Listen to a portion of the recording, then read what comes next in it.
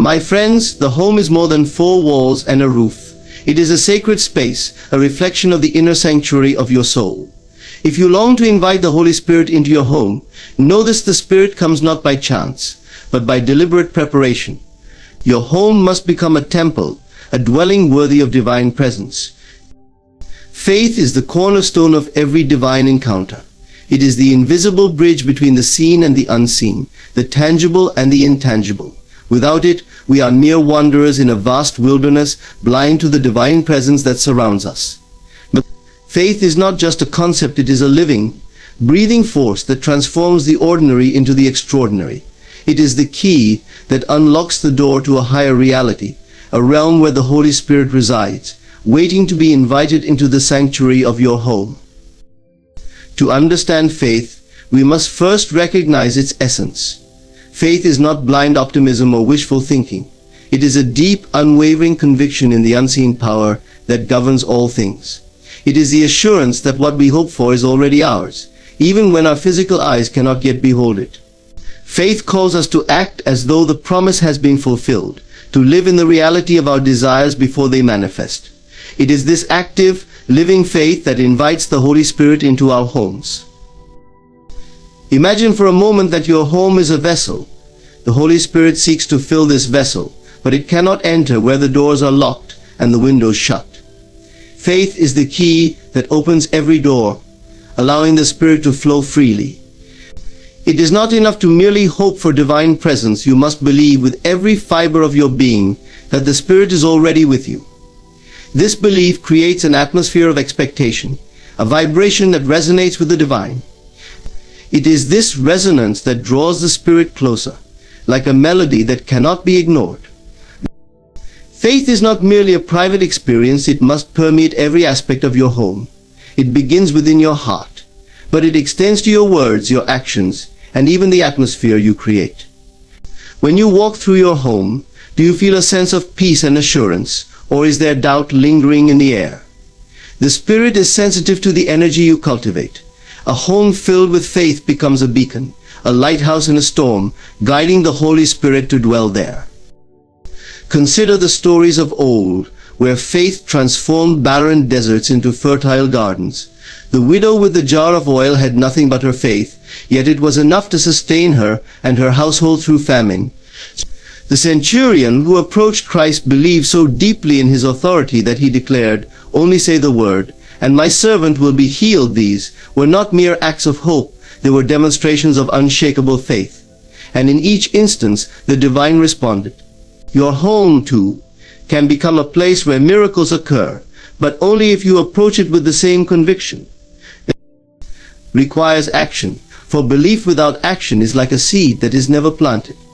If you believe that the Holy Spirit will dwell in your home, your actions must reflect that belief. Begin by dedicating your space to the divine. Speak words of invitation aloud, declaring that your home is a place of refuge for the Spirit. Remove anything that contradicts your faith, whether it be objects, habits, or attitudes. A home cluttered with doubt or distraction cannot fully welcome the Spirit.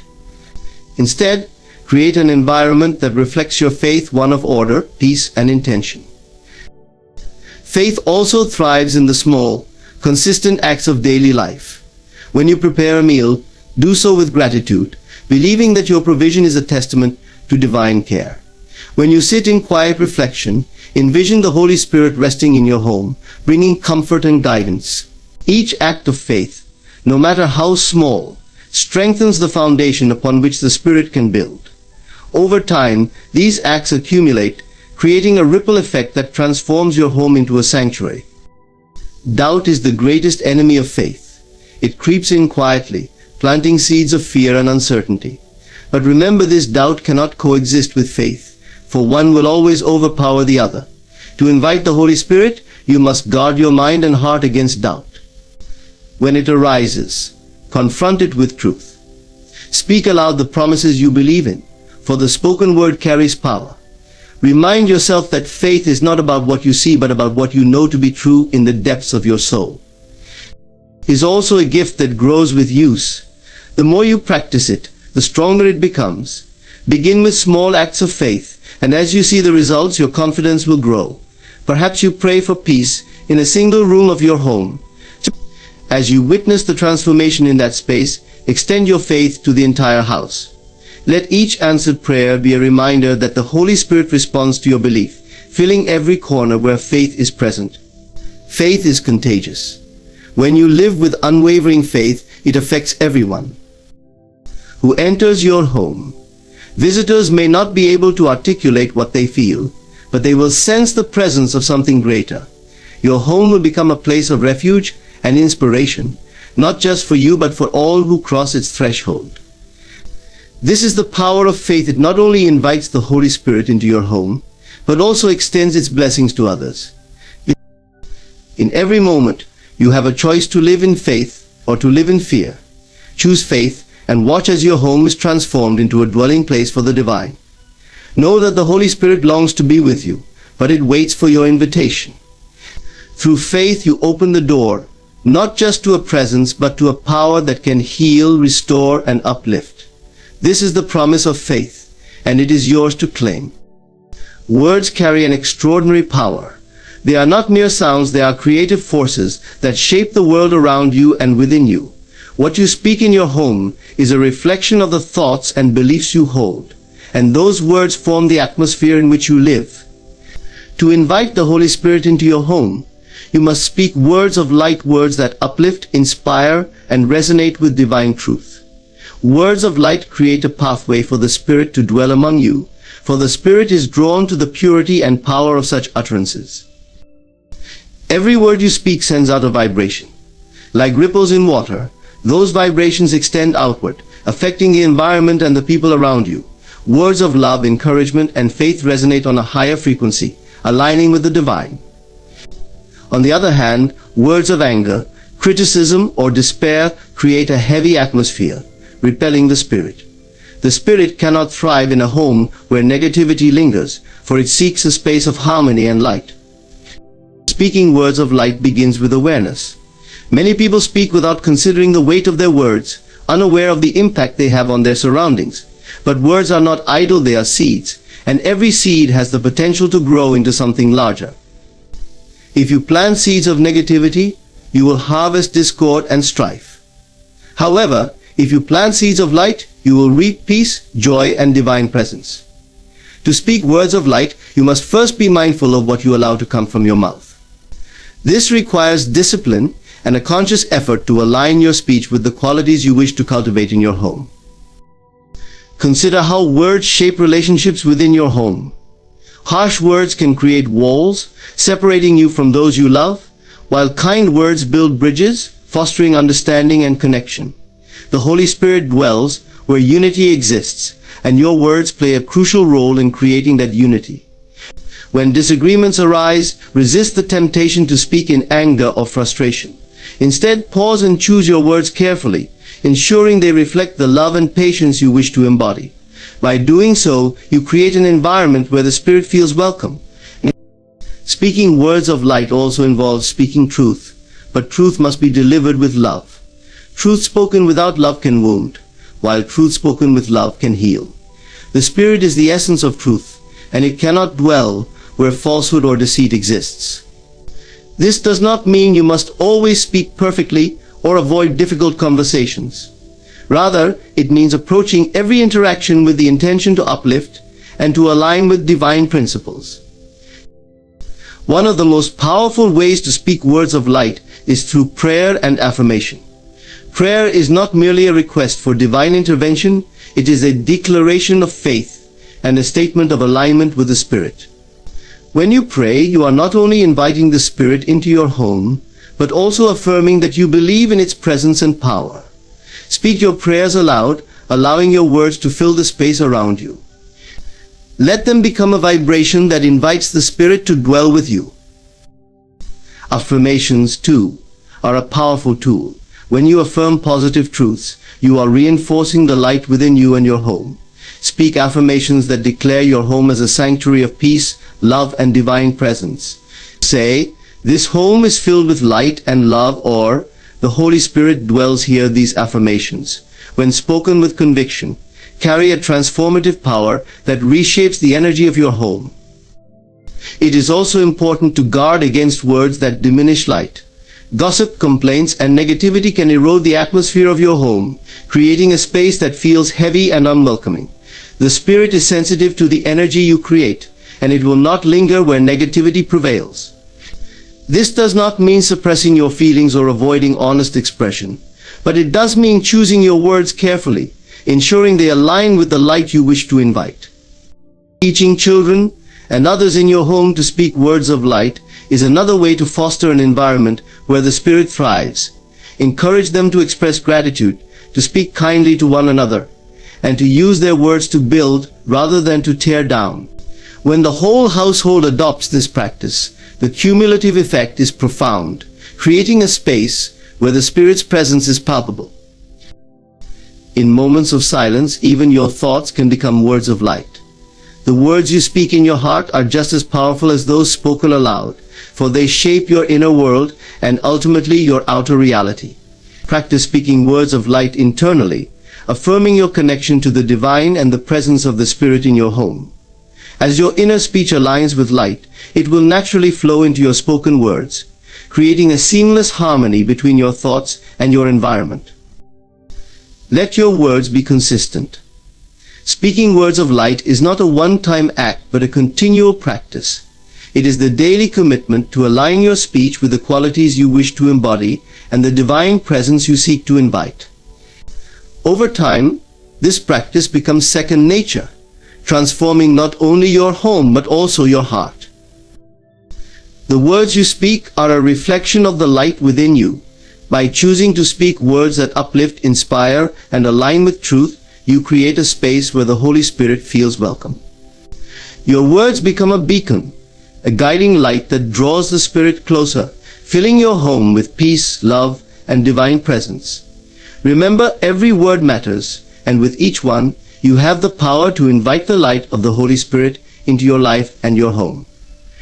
Harmony is the essence of a home that invites the Holy Spirit. It is not simply the absence of conflict, but a deep and abiding sense of balance, peace, and unity. When harmony fills a home, it creates an atmosphere where the divine can dwell, where every member of the household feels a sense of safety, belonging, and connection. The Holy Spirit, being a spirit of unity and peace, is naturally drawn to such an environment. Harmony is not achieved by chance, it is cultivated intentionally through your actions, thoughts, and the energy you bring into your space. The atmosphere of your home is shaped by what you allow to flourish there. Think of it as a garden. If you nurture kindness, patience, and love, these virtues will grow and fill the air with their fragrance. But if you allow anger, resentment, or chaos to take root, they will choke out the beauty and leave only discord in their place. The Holy Spirit cannot thrive in a space overtaken by disarray, for its nature is one of perfect order and alignment. Creating harmony begins with you. As the heart of your home, your energy sets the tone for those around you. If you are at peace within yourself, that peace will extend outward, influencing your surroundings. Conversely, if you carry tension, frustration, or negativity, it will seep into the atmosphere, affecting everyone who enters. To cultivate harmony, you must first examine your own heart and mind. Are your thoughts aligned with peace? Are your words and actions consistent with love and understanding? The Holy Spirit works through you, and the state of your inner world directly impacts the harmony of your home. One of the most powerful tools for creating harmony is forgiveness. In every relationship, misunderstandings and conflicts are inevitable, but they do not have to disrupt the unity of your home. Forgiveness is the act of releasing resentment and choosing love over anger. It is not about condoning wrongs, but about freeing yourself from the burden of holding on to them. When forgiveness becomes a habit, it transforms your relationships, dissolving the barriers that divide and replacing them with bridges of connection. The Holy Spirit is drawn to the energy of forgiveness, for it mirrors the divine grace that restores and renews. Communication is another cornerstone of harmony. The way you speak and listen to others can either build unity or create division. When you speak, do so with intention, choosing words that uplift and encourage rather than criticize or belittle. When you listen, Do so with empathy, seeking to understand rather than to judge. True communication is not about winning an argument or proving a point. It is about creating a space where everyone feels valued and heard. This kind of communication fosters trust, which is the foundation of harmony. The physical environment of your home also plays a role in creating harmony. Clutter, chaos, and disorganization can contribute to feelings of stress and unease, making it difficult for harmony to take root. Take the time to create a space that reflects order and peace. Let natural light flow through your rooms, open windows to allow fresh air, and arrange your space in a way that promotes a sense of calm. The Holy Spirit is often associated with symbols of purity and clarity, and a home that reflects these qualities becomes a welcoming sanctuary. Rituals and traditions are powerful ways to cultivate harmony in your home. Whether it's sharing a meal together, lighting a candle in prayer, or simply gathering to reflect on the blessings of the day, these practices create a rhythm that grounds your household in unity. Rituals remind you of your shared purpose and strengthen the bonds between family members. They also create an opportunity to invite the Holy Spirit into your midst, transforming ordinary moments into sacred ones. Harmony is not static. It requires ongoing effort and commitment. It is built through daily acts of kindness, patience, and understanding. It is sustained by a willingness to put the needs of others before your own, to compromise when necessary, and to approach every situation with a spirit of love. This does not mean neglecting your own needs or becoming a doormat. Rather, it means recognizing that true harmony is a balance of giving and receiving, of honoring both yourself and others. Silence can also be a powerful tool for harmony. In a world filled with noise and distraction, moments of quiet can bring a sense of clarity and peace to your home. Silence creates a space for reflection, for listening to the whispers of the divine, and for simply being present.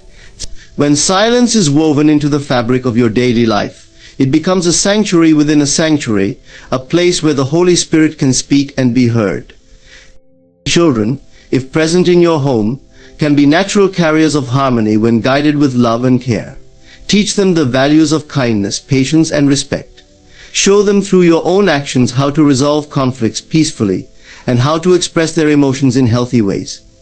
A home where children are nurtured in an atmosphere of love becomes a place where harmony naturally flourishes. Prayer is the anchor of harmony. When you pray, you are aligning yourself and your home with the divine. Prayer invites the Holy Spirit to fill your space, bringing peace and unity in its wake. Pray not only for yourself, but for every member of your household, for their well-being and for the harmony of your relationships. Let your prayers be filled with gratitude for the blessings you already have and with faith in the blessings yet to come. Harmony is the breath of a home that welcomes the Holy Spirit. It is the invisible thread that ties every moment, every relationship, and every corner of your space into a tapestry of peace. By cultivating harmony within yourself and extending it outward, you create an environment where the Spirit feels at home. It is in this atmosphere that love grows, miracles unfold, and divine presence becomes tangible. Harmony is not just a gift, it is a calling, a daily practice that transforms your home into a dwelling place for the Holy Spirit. Gratitude is a transformative force, a divine key that opens the doors to abundance, peace, and joy. It is not merely an emotion or a polite response to kindness. It is a state of being that aligns you with the highest frequencies of the universe. When you live in gratitude, you create a space where the Holy Spirit feels welcome, for gratitude is the language of the divine. It acknowledges the unseen blessings, honors the present moment, and draws more goodness into your life. To practice gratitude is to recognize the gifts in your life, both big and small.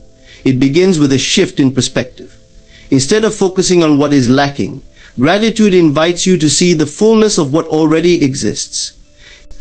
A warm home, the laughter of loved ones, the beauty of sunlight streaming through a window, these are treasures that, when noticed, become sacred. Gratitude magnifies these blessings, reminding you that even the simplest things carry profound significance. The Holy Spirit is drawn to this acknowledgement, for it thrives in a heart that is open and appreciative. Gratitude is not dependent on external circumstances. It is easy to feel grateful when everything is going well, but the true power of gratitude lies in its ability to transcend difficulties. In moments of struggle, gratitude becomes a bridge between despair and hope. It shifts your focus from what is wrong to what is still right, offering a sense of peace and perspective. Even in pain, there is something to be grateful for: a lesson, a glimmer of grace, or the strength to keep going. The act of finding gratitude in hardship is a profound declaration of faith, a statement that you trust in the divine plan, even when you cannot see the whole picture. In a home where gratitude is practiced, the atmosphere is different. There is a lightness, a sense of peace that cannot be easily shaken. This is because gratitude has the power to dissolve negativity. When you focus on what you are thankful for, there is little room for complaints, resentment, or fear. Gratitude uplifts, replacing heaviness with joy and disconnection with unity. It is a magnetic force that draws the Holy Spirit into your home, for the Spirit responds to the energy of thanksgiving with an even greater outpouring of blessings. Gratitude is best expressed through action. While it begins in the heart, it gains power when shared with others. A word of thanks, a small gesture of kindness, or a prayer of thanksgiving are all ways to amplify the energy of gratitude. When you take the time to express your appreciation, whether to a family member, a friend, or even to the divine itself, you are planting seeds of light that will grow and multiply. The act of expressing gratitude not only strengthens your connection to others, but also deepens your relationship with the Spirit. Gratitude can also be cultivated as a daily practice. Begin each day with a moment of reflection, naming the things you are thankful for. Let this be your first act of the morning, setting the tone for the hours ahead. As you move through your day, make a conscious effort to notice and appreciate the blessings around you. End the day by reflecting on the moments that brought joy, comfort, or growth, no matter how small. This practice, when done consistently, transforms your mindset and your environment, creating a home where the Spirit feels welcome. Children, if present in your home, can be natural learners of gratitude. Teach them by example, showing them how to give thanks for their meals, their toys, or the beauty of nature. Encourage them to find something to be grateful for each day and celebrate their discoveries. By fostering this habit in them, you are not only shaping their character but also contributing to the harmonious energy of your home. A household that practices gratitude together becomes a beacon of light, a sanctuary where the Spirit dwells. Gratitude is also a powerful antidote to anxiety and fear. When worry threatens to overwhelm, gratitude redirects your focus. It reminds you of the goodness that still exists, grounding you in the present moment and easing the mind's restless chatter. The Holy Spirit cannot thrive in an atmosphere of fear, but it flourishes in the energy of trust and thanksgiving. By choosing gratitude in moments of uncertainty, you create a space for the Spirit to move, bringing clarity, peace, and reassurance. Another profound aspect of gratitude is its ability to amplify blessings. When you give thanks for what you have, you open the door to receive even more. Gratitude operates as a spiritual law. What you appreciate expands. By focusing on the good in your life and expressing genuine thanks, you align yourself with the flow of abundance. The Holy Spirit, ever attentive to the heart's intentions, responds by pouring out more blessings, further enriching your life. In prayer, gratitude holds a special place. While it is natural to ask for help or guidance, there is immense power in prayers of thanksgiving. When you thank the Spirit for blessings already received, you acknowledge the divine hand in your life.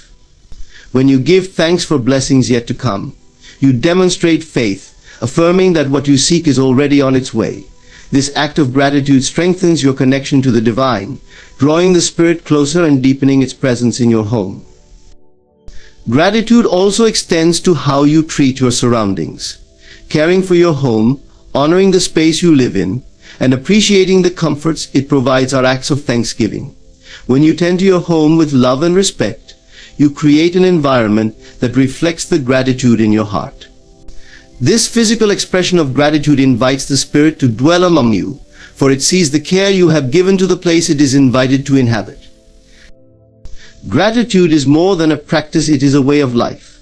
It is a lens through which you see the world, a habit that transforms ordinary moments into sacred ones. By choosing gratitude, you align yourself with the divine flow, creating a home where the Holy Spirit feels welcome. Your life, in turn, becomes a testimony to the power of thanksgiving, a shining example of what is possible when gratitude is the key. In the rush and noise of daily life, there lies an overlooked yet profound sanctuary, the gift of quietude.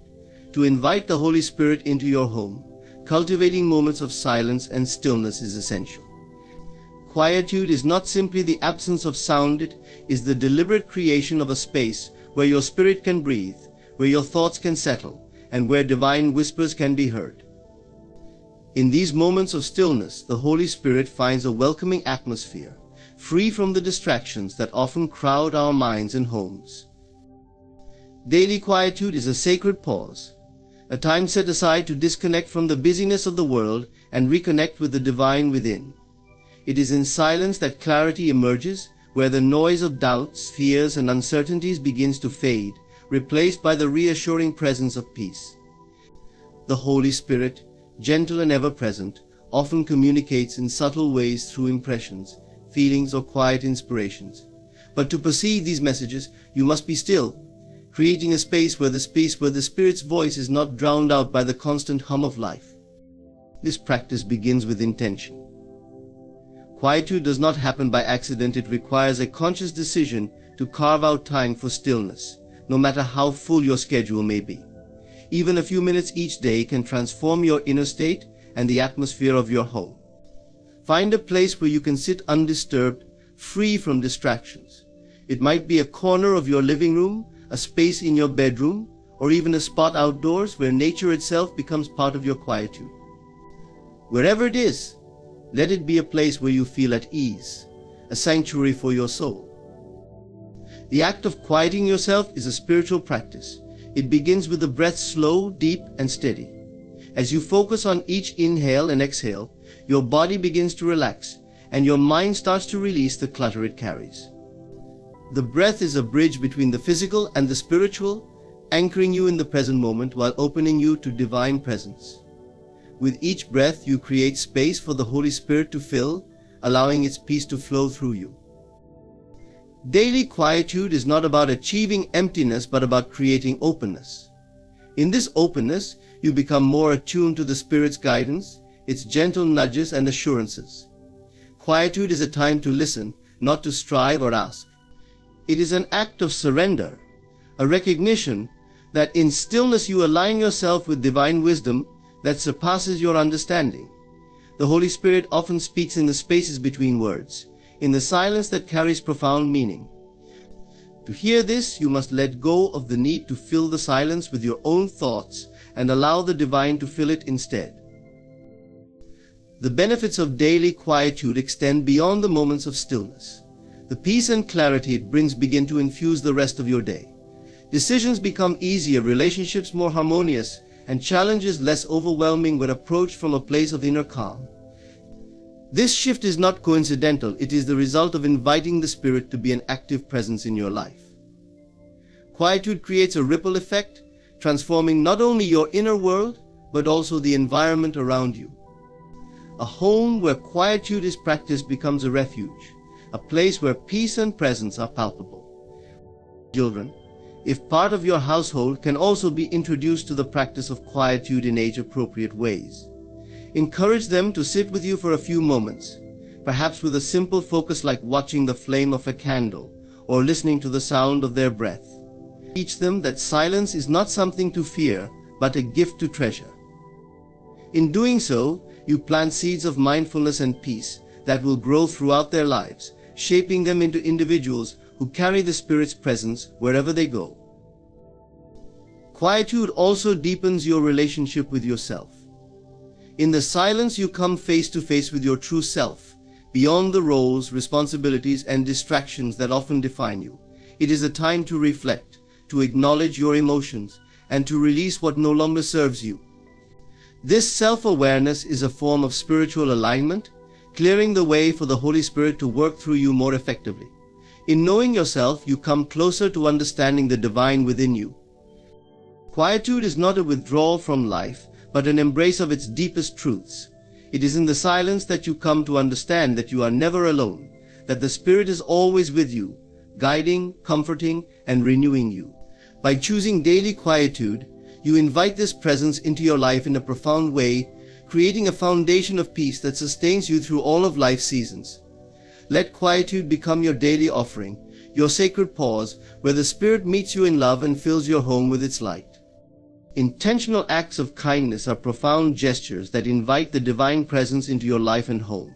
They are more than just fleeting actions of generosity, they are deliberate expressions of love, compassion, and understanding.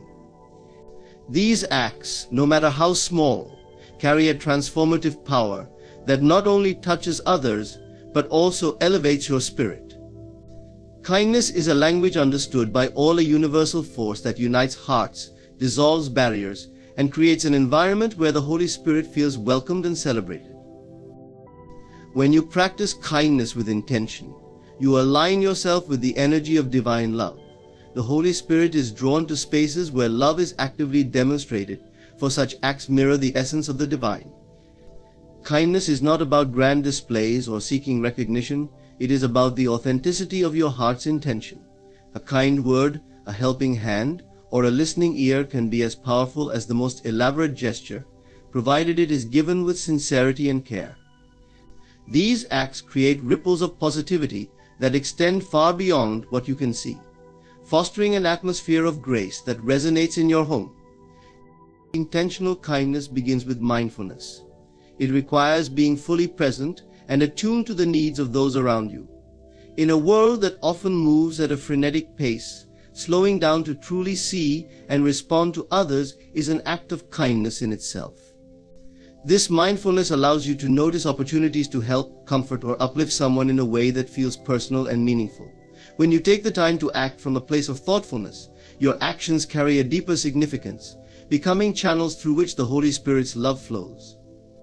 Kindness is a practice that begins at home. It is in your daily interactions with family members, roommates, or even yourself that you set the tone for a spirit-filled environment. Simple gestures like expressing gratitude, offering encouragement, or sharing a smile create a foundation of warmth and connection. These acts may seem small, but their impact is profound, building an atmosphere of trust and love that invites the Spirit to dwell among you. By consistently choosing kindness in your closest relationships, you create a ripple effect that extends beyond the walls of your home, touching everyone you encounter. Practicing intentional kindness also requires a spirit of generosity. This does not necessarily mean giving material gifts, but offering the treasures of your time, attention, and empathy. When you listen without judgment, when you offer comfort without conditions, and when you give without expecting anything in return, you embody the essence of divine love.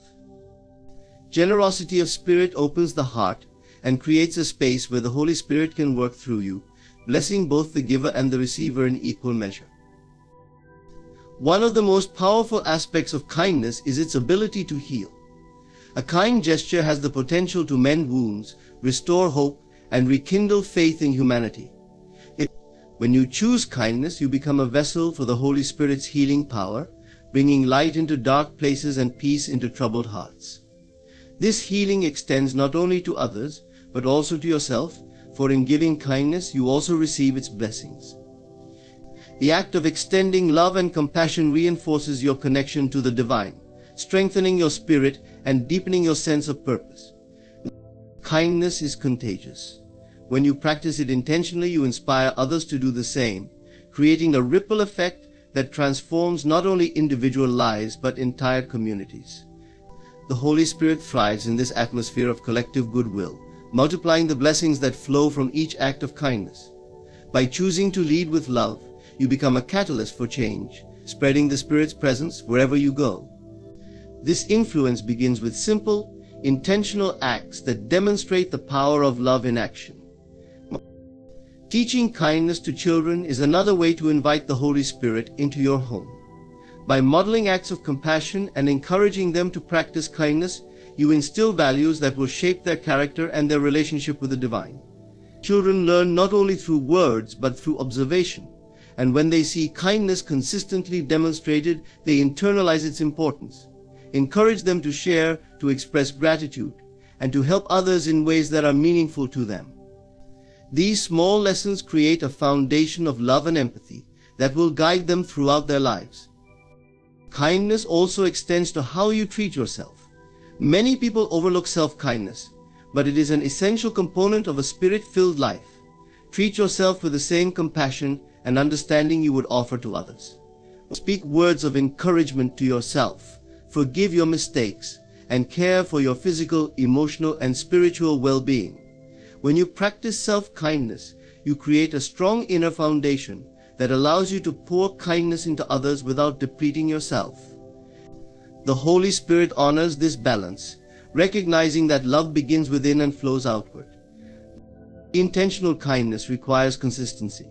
It is not reserved for special occasions, or when it feels convenient. It is a daily practice, a way of being that reflects your commitment to love and compassion. Whether you are helping a neighbor in need, sharing an uplifting word with a friend, or simply holding the door open for a stranger, each act of kindness is a step toward creating a world that reflects divine love. The Holy Spirit is present in these moments, working through your actions to bring light and healing to all who are touched by them. Intentional acts of kindness are expressions of divine purpose. They remind us that we are all connected, that each of us has the power to make a difference through simple, loving actions.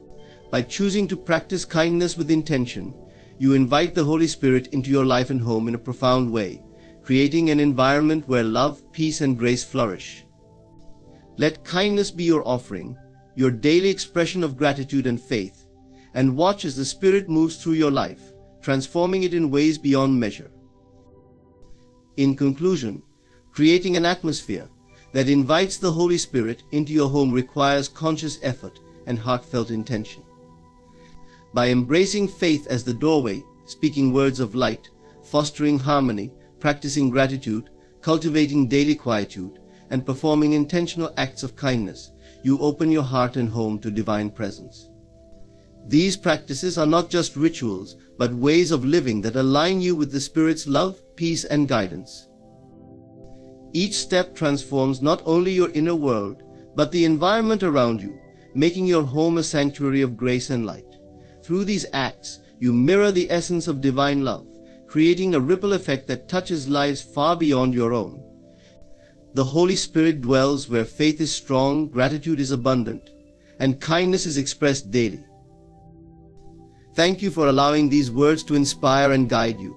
May your journey be filled with peace, joy, and the comforting presence of the Holy Spirit in every moment. Blessings to you and your home. Beloved, love is not found in the fleeting joys of harmony. It is tested in the crucible of sacrifice. It is easy to say I love you when the sun shines and the path is smooth. But true love reveals itself when storms arise and we are asked to give without measure. Love is an idea often romanticized, reduced to fleeting moments of happiness and ease. But love, in its truest essence, is far more profound and enduring. Its strength, its authenticity, is not revealed in times of comfort or joy. Instead, the true measure of love emerges in moments of sacrifice, when one must give without guarantee of return, act without expectation, and endure without complaint. It is in these moments when love is tested that its depth becomes evident. Sacrifice is love's proving ground. It is the fire through which love is purified, stripped of selfish motives and shallow attachments. To sacrifice for someone you love is to declare that their well-being, their happiness, or their growth is worth more to you than your own immediate comfort or desires. Such an act requires not only courage, but also an unshakable commitment to the bond you share. It is here, in the quiet surrender of personal wants for the sake of another, that love transcends its superficial layers and becomes something eternal. It is often misunderstood as loss, as though giving up something precious diminishes you. But true sacrifice born of love is never about loss. It is about transformation. When you give out of love, you do not lose, you expand. You move beyond the confines of the self, touching something greater, something infinite. Sacrifice reveals the limitless nature of love, for in the act of giving you connect to a divine source of abundance that replenishes and sustains. To love is to risk. Sacrifice asks us to step into the unknown, to let go of what is secure or familiar, trusting that the act itself will bring greater meaning. This trust is not always easy. Sacrifice challenges us to confront our fears of inadequacy, rejection, or betrayal. But it is precisely in facing these fears that love proves its strength. It says, even though I am afraid, even though I do not know what will come of this, I choose to give, because love demands it. We also find a reflection of our own worth. When you love someone enough to sacrifice for them, you are not diminishing yourself, you are affirming your capacity to connect, to nurture, and to grow. Sacrifice is not an act of weakness but of immense strength, for it takes great courage to put another's needs above your own. And in doing so, you align yourself with the highest expression of love, one that transcends the boundaries of self-interest. But let us also remember that sacrifice must come from a place of abundance, not emptiness. True love does not demand martyrdom or self-neglect. To measure love through sacrifice is not to say you must deplete yourself for others. Rather, it is to give from the overflow of a heart that is whole and fulfilled. Only then can sacrifice be an act of love, not obligation or resentment. When you love yourself enough to honor your own needs, you can give to others without losing yourself in the process. Love, when tested through sacrifice, reveals its divine nature. It shows us that we are not separate but deeply connected, bound by a force that transcends time and space. It is in these moments of giving that we touch eternity, experiencing a love that mirrors the Creator's infinite and unconditional outpouring. This is the true measure of love, not in the easy times, but in the hard ones, not in the gains, but in what we are willing to give. When you love, and when that love is tested, embrace the challenge. See it not as a trial to endure, but as an opportunity to deepen and expand. Each act of sacrifice, no matter how small, weaves a tapestry of connection and meaning that defines the very essence of love. And as you give, trust that love, in its infinite wisdom, will return to you in ways far greater than you can imagine. For in the end, love is never truly measured by what you receive, but by what you are willing to give, even when no one is watching. Sacrifice is often seen as a loss, a painful giving up of something valuable or cherished. Yet within the heart of sacrifice lies an extraordinary power, the ability to catalyze growth, both for the one who sacrifices and for those who are touched by their actions. Sacrifice is not an end in itself, it is a gateway to transformation, a means through which individuals and relationships can evolve to new heights of understanding, strength, and connection. To sacrifice is to step out of the confines of self-centeredness. It is to declare that something greater, love, purpose, or vision holds more significance than personal comfort or fleeting desires. In choosing to sacrifice, we break free from the narrow focus of immediate gratification and align ourselves with a deeper sense of meaning. This alignment often requires a shedding of old patterns, attachments, or fears, making room for the new and unexplored. Growth is inherently uncomfortable, and sacrifice is no different. When we give up what is familiar or secure, we are forced to confront the unknown. This confrontation can be daunting, as it challenges us to let go of control and place faith in the process of change. Yet it is precisely in this space of uncertainty that growth takes root. Sacrifice pushes us to expand our boundaries, to stretch beyond what we thought possible, and to discover strengths and capacities we never knew we possessed. Consider how sacrifice fosters resilience. Each time we willingly let go of something we value for a higher purpose, we strengthen our ability to endure and persevere. Sacrifice teaches us to focus not on the immediate discomfort, but on the larger picture. It shifts our perspective, helping us see that true fulfillment often requires temporary hardship. Through this process, we develop a fortitude that not only sustains us in moments of challenge, but also prepares us to face future trials with greater confidence and grace. Sacrifice also deepens our understanding of ourselves. When we sacrifice, we are confronted with our priorities and values. What are we willing to give up, and for whom or what? These questions compel us to examine the essence of who we are and what we stand for. In doing so, we gain clarity about our purpose and the principles that guide our lives. Sacrifice strips away superficial distractions, revealing the core of what truly matters. At the same time, sacrifice fosters connection. It is an act of love and empathy, a way of saying, I see you, and I value you enough to give of myself for your benefit. This selflessness creates bonds that are profound and enduring. Relationships are strengthened when individuals choose to put aside their own desires for the good of the other. Whether in families, friendships, or communities, sacrifice becomes the foundation upon which trust and mutual respect are built. Through the act of giving, we not only uplift others, but also create a shared experience of growth. It is important to recognize that sacrifice is not about self-neglect or martyrdom. True sacrifice comes from a place of abundance, not depletion. It is not about diminishing oneself for the sake of others, but about choosing to give from a heart that is full and aligned with purpose. When sacrifice is rooted in love and intention, it becomes a source of empowerment rather than a burden. It is not about losing oneself, but about finding a greater sense of self through the act of giving. Sacrifice also teaches us about impermanence and detachment.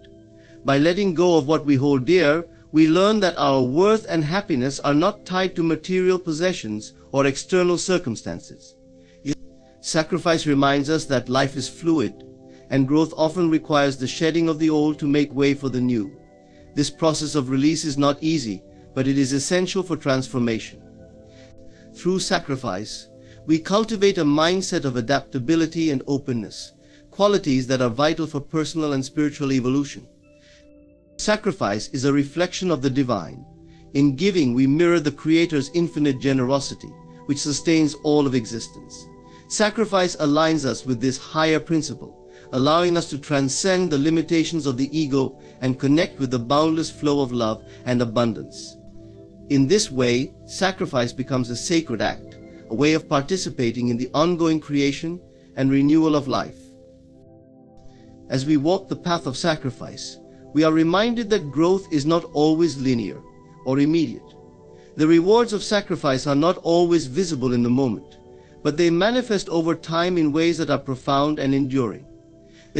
Each act of sacrifice is a step on the journey toward becoming our highest selves, toward living a life that is rich in purpose, connection, and fulfillment.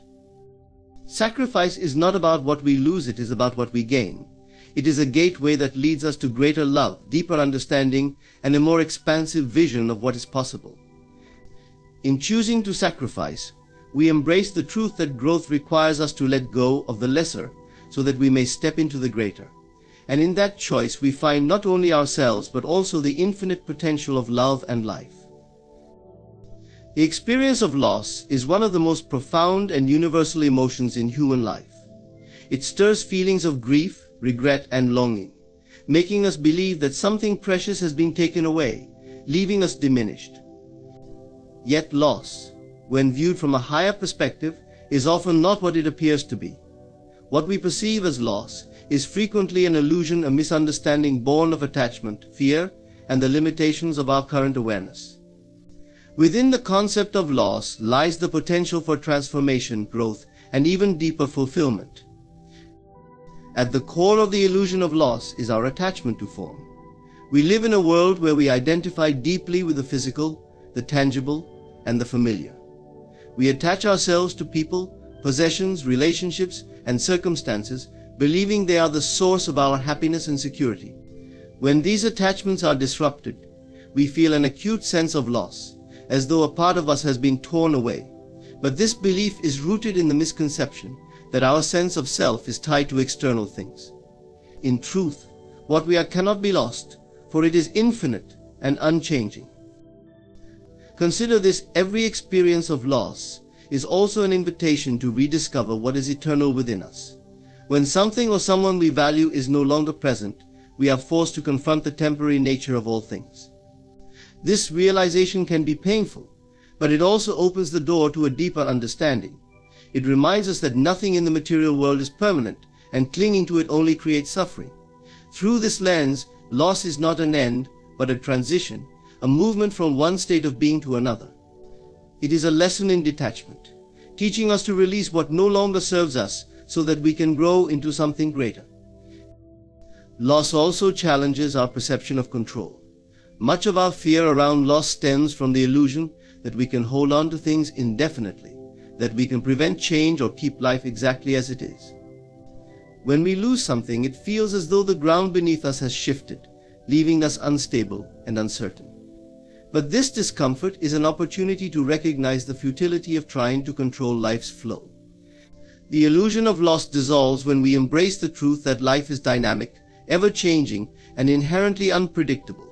Rather than resisting this reality, we can learn to trust it, finding peace in the knowledge that every ending carries within it the seeds of a new beginning. In the midst of loss, we often fail to see the gifts it brings. Loss strips away the superficial, leaving us with the essence of what truly matters. It encourages introspection, asking us to reevaluate our priorities and values. What seemed important before may no longer hold the same weight, and what was overlooked may reveal itself as deeply meaningful. In this way, loss becomes a teacher, guiding us toward greater clarity and purpose. Loss often paves the way for transformation. What we perceive as loss is frequently a redirection, a nudge toward a path we might not have chosen otherwise. When a door closes, it may feel like a rejection or failure, but it is often an act of grace, removing something that no longer aligns with our highest good. The space left by loss is not empty, it is fertile ground for new possibilities to take root. In this way, what feels like an ending is, in truth, a beginning, a chance to reinvent, rebuild, and reimagine our lives. The illusion of loss is also tied to our linear perception of time. We see life as a sequence of moments, each passing irretrievably into the past. When we lose something, it feels as though it is gone forever, irretrievable and final. But this perspective ignores the timeless nature of reality. Love, connection, and meaning are not confined to physical presence or chronological time. They exist beyond the boundaries of what we can see or touch. What we have truly cherished is never lost, it remains a part of us, woven into the fabric of who we are. Even in the most profound losses, such as the passing of a loved one, the illusion persists. We grieve their absence, forgetting that the love and memories we shared are eternal. Their essence lives on, not just in our hearts, but in the very energy of existence. Loss, in this sense, is not an erasure, but a transformation, a shift from the physical to the spiritual, from form to formlessness. What is real and eternal can never be destroyed, it simply changes its expression. To move beyond the illusion of loss, we must cultivate a mindset of abundance and trust. Instead of focusing on what we lack, we can shift our attention to what remains and what lies ahead. Life is an endless cycle of giving and receiving, of ebb and flow. When we trust in this cycle, we begin to see loss not as a void, but as part of a greater, harmonious rhythm. In letting go, we make room for new blessings to enter our lives, often in forms we could not have anticipated. The illusion of loss is a lesson in perspective. It challenges us to look beyond appearances and recognize the deeper truths that govern our existence. Loss is not a punishment or a failure, it is a natural part of life's unfolding. It invites us to grow, to evolve, and to connect with the eternal essence that lies beyond the fleeting and the temporary. When we embrace this truth, we see that what we thought we had lost was never truly gone, it was simply transformed, waiting for us to recognize it in a new and infinite form. Imagination and sacrifice are two seemingly unrelated concepts, yet they are deeply intertwined in the journey of transformation and fulfillment. Imagination is the divine faculty that enables us to create, visualize, and shape the reality we desire, while sacrifice is the act of releasing the old to make room for the new. Together, they form a harmonious cycle. Imagination inspires the vision, and sacrifice clears the path for that vision to manifest. Without the courage to sacrifice, imagination remains a dream. Without imagination, sacrifice lacks direction and purpose. The interplay between these forces reveals profound truths about growth, creation, and the unfolding of life's potential. Imagination is the birthplace of all change. It allows us to see beyond the constraints of our current circumstances and envision possibilities that have not yet materialized. It is through imagination that we create the blueprint for our desires. infusing life with purpose and intention. However, the act of imagining alone is not enough. For our visions to take form, we must be willing to let go of what no longer serves us. Sacrifice is the bridge that connects the world of imagination to the realm of reality. It is the price we pay to align our external lives with the internal vision we hold. Sacrifice requires us to confront our attachments, habits, and fears. It demands that we step out of our comfort zones and release the familiar, even when doing so feels uncertain or painful. This act of letting go is not a loss but a necessary part of creation. Just as a gardener must clear the weeds to plant new seeds, so must we relinquish what crowds our lives to make space for the manifestation of our desires. Sacrifice, when viewed through the lens of imagination, becomes not an act of deprivation, but one of preparation, a clearing of the ground for new growth. Imagination gives us the courage to make sacrifices, for it provides a vision of what lies on the other side of letting go. Without imagination, sacrifice might seem futile, a surrender without purpose or reward.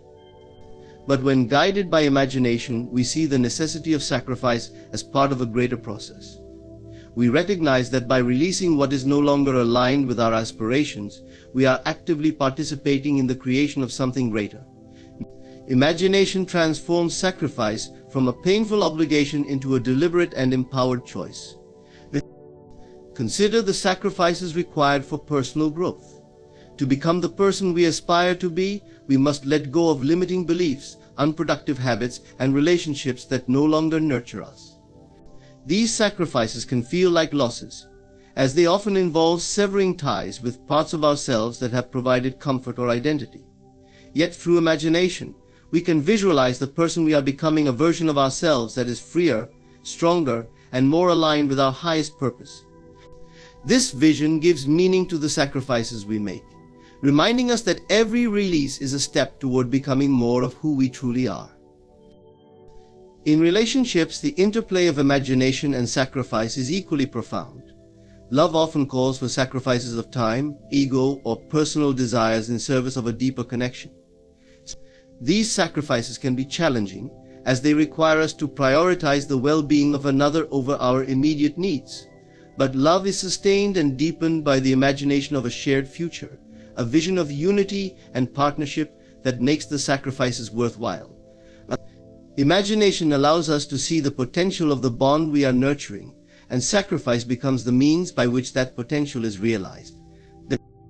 Sacrifice also plays a crucial role in the collective imagination.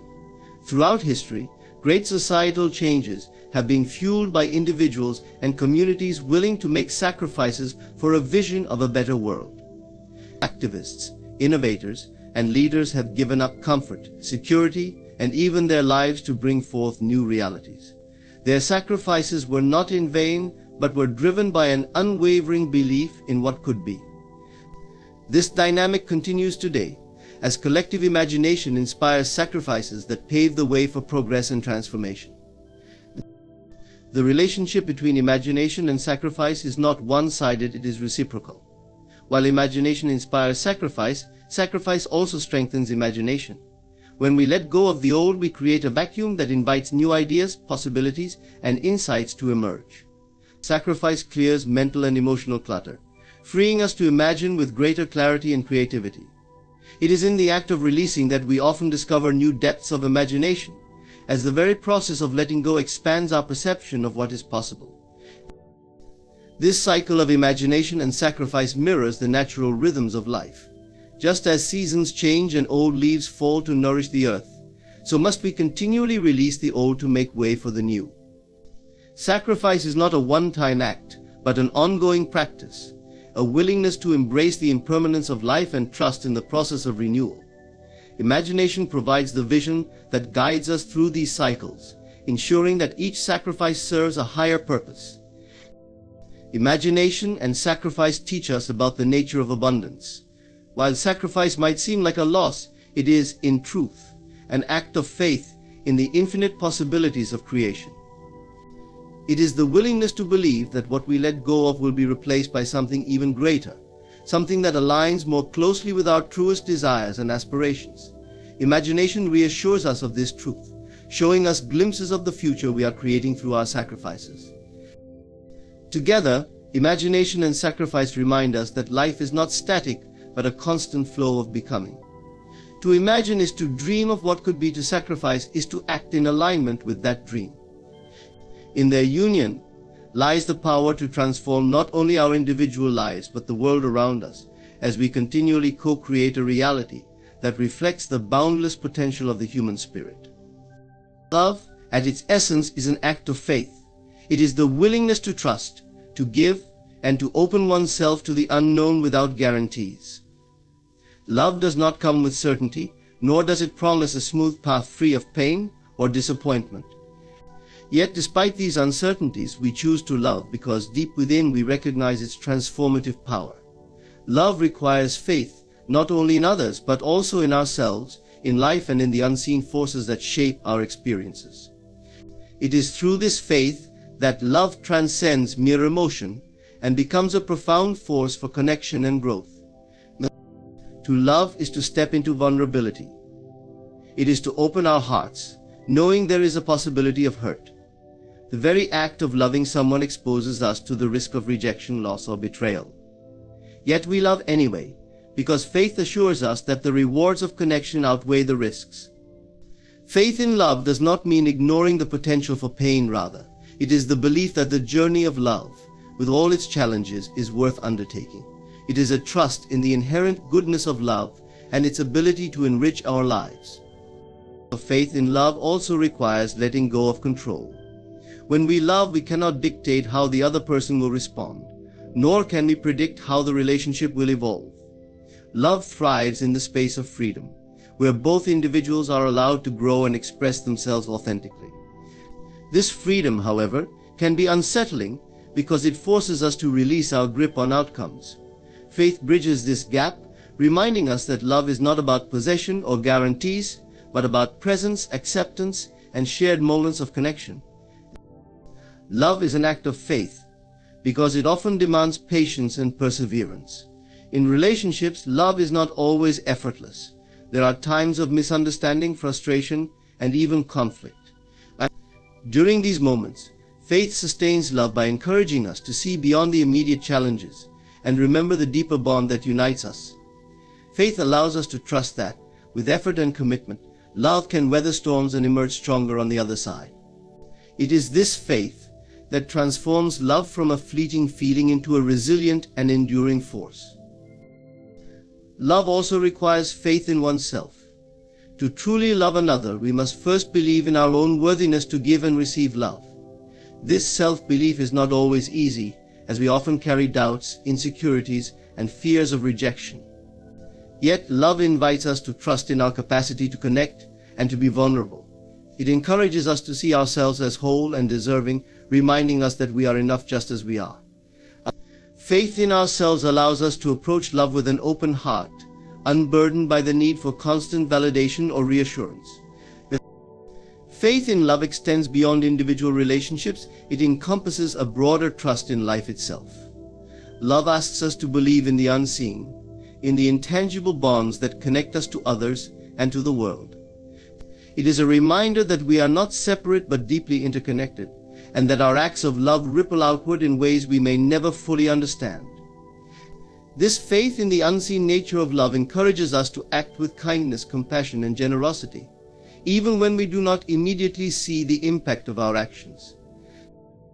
Love as an act of faith also teaches us about surrender. To love is to let go of ego, pride, and the need to always be right. It is to prioritize connection over winning, understanding over judgment, and unity over division. This surrender requires faith in the transformative power of love, that by letting go of self-centeredness, we create space for deeper intimacy and harmony. Love invites us to trust that in giving of ourselves, we do not lose but gain something far greater. Furthermore, love often calls us to embrace the unknown. Whether it is the love between partners, friends, or family members, every act of love involves stepping into a future that cannot be predicted. We do not know how the story will unfold, what challenges will arise, or how the relationship will evolve. Yet we choose to love, because faith assures us that the journey is worthwhile, regardless of the outcome. This faith allows us to cherish the present moment, to celebrate the joy of connection without being consumed by fear of what might come. Love as an act of faith reminds us of the eternal nature of love itself. Even when relationships end, whether through separation or loss, the love we have shared does not vanish. It becomes a part of us, shaping who we are and how we move forward. Faith in love assures us that it is never wasted. Every act of love contributes to the greater tapestry of our lives, enriching our souls and deepening our understanding of what it means to be human. To love is to believe in the goodness of others, in the resilience of the human heart, and in the boundless possibilities of connection. Love requires us to trust in something greater than ourselves, something that cannot be measured or proven but is felt deeply within.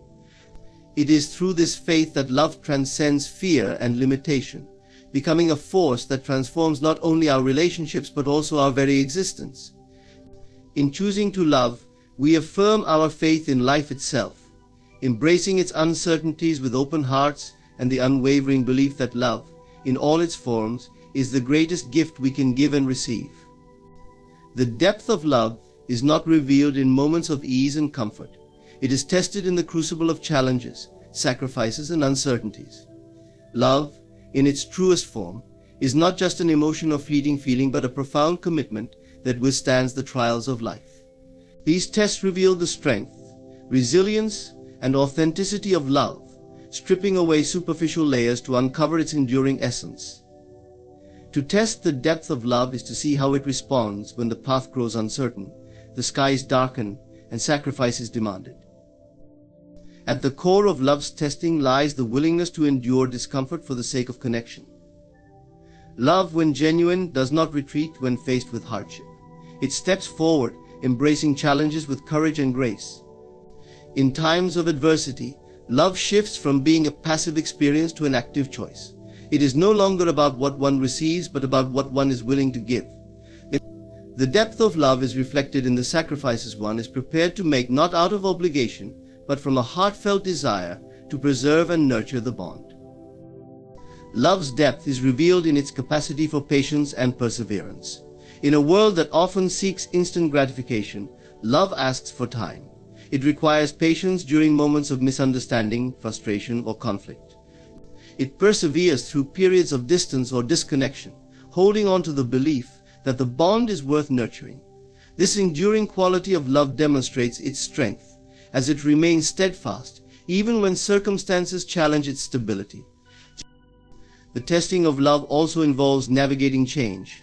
Life is inherently dynamic, and individuals within a relationship grow and evolve over time. These changes can strain even the strongest bonds, as they may challenge previously held expectations or dynamics. Yet, the depth of love is proven in its ability to adapt and embrace growth. Instead of resisting change, deep love finds ways to evolve alongside it, creating new pathways for connection and understanding. It does not cling to a fixed idea of what the relationship should be, but instead flows with the natural shifts of life. One of the most profound tests of love is forgiveness. To truly love is to recognize the humanity of the other person, their flaws, mistakes, and imperfections. Forgiveness is not about condoning hurtful actions, but about choosing to move forward without holding on to resentment. It is an act of grace that allows love to heal and grow stronger. Forgiveness requires humility and empathy, qualities that reflect the depth of one's commitment to the relationship. When love can withstand the pain of betrayal or disappointment and still choose reconciliation, it reveals its resilience and transformative power. Testing the depth of love also challenges the ego. Love calls for selflessness, asking individuals to look beyond their own needs and desires. This does not mean abandoning oneself, but finding a balance where both parties feel valued and supported. Love tests the ego by requiring acts of humility, such as admitting when one is wrong, apologizing sincerely, or putting the other person's happiness before one's pride. These moments of humility demonstrate a love that is not rooted in control or domination, but in mutual respect and care. Another significant aspect of love's testing is its response to loss and separation. whether through physical distance, emotional disconnection, or the inevitable reality of mortality. Love often faces the pain of absence.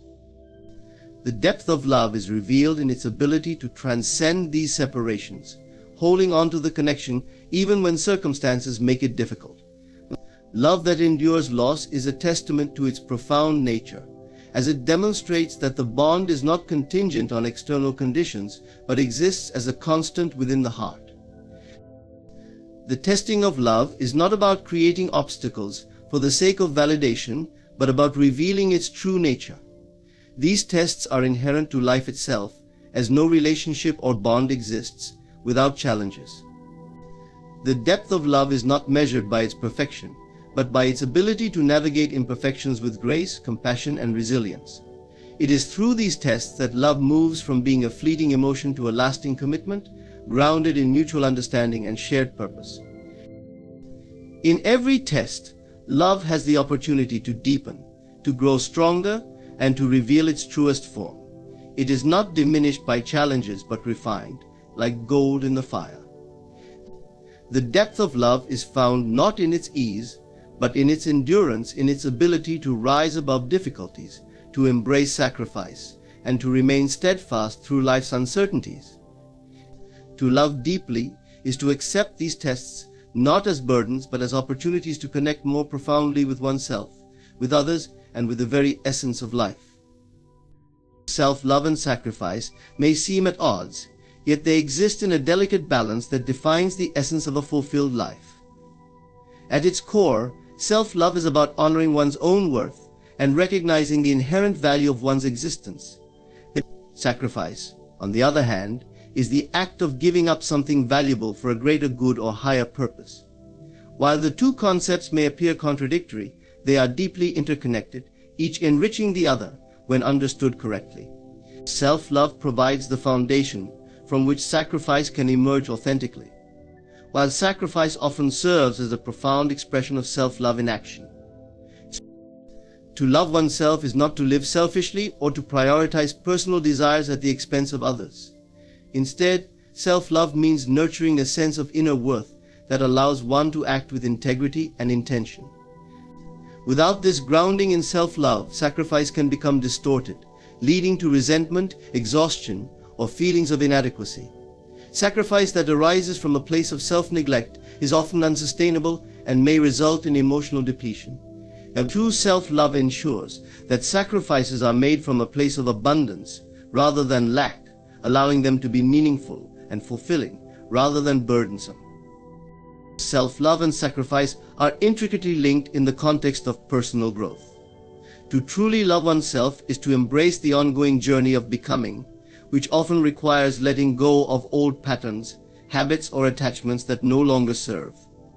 This process of sacrifice, releasing what is familiar to make room for what is possible, is a testament to self-love in action.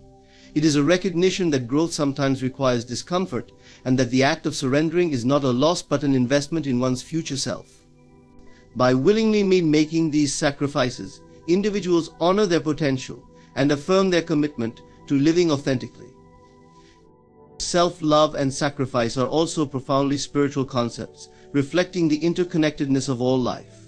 To truly love oneself is to recognize one's place within a greater whole, understanding that individual well-being is intricately linked to the well-being of others. Sacrifice, when guided by self-love, becomes an expression of this interconnectedness, a way of contributing to the collective good without losing oneself in the process. Whether it is giving time to a cause, sharing resources with those in need, or offering support to a friend, these acts of sacrifice are grounded in the awareness that love and generosity flow most freely from a place of inner abundance. The relationship between self-love and sacrifice is one of reciprocity and balance. Self-love provides the strength and clarity needed to make sacrifices that are meaningful and aligned with one's purpose. Sacrifice, in turn, deepens self-love by affirming one's capacity to give generously and to act in service of something greater than oneself. Together, they create a dynamic interplay that enriches both individual and collective existence, reminding us that the path to fulfillment lies not in choosing between self and others, but in embracing the interconnectedness of both. Love, in its purest form, is a reflection of the divine. It transcends the limitations of the human experience, reaching beyond the boundaries of the material world to connect us with something higher, something greater than ourselves. When we experience love in its truest sense, we are not just witnessing an emotional connection with another person, we are touching the divine essence that flows through all of existence. This divine reflection of love reveals the interconnectedness of all beings, the unity of spirit, and the eternal truth that love is the force that binds the universe together. At its core, divine love is not bound by time or space.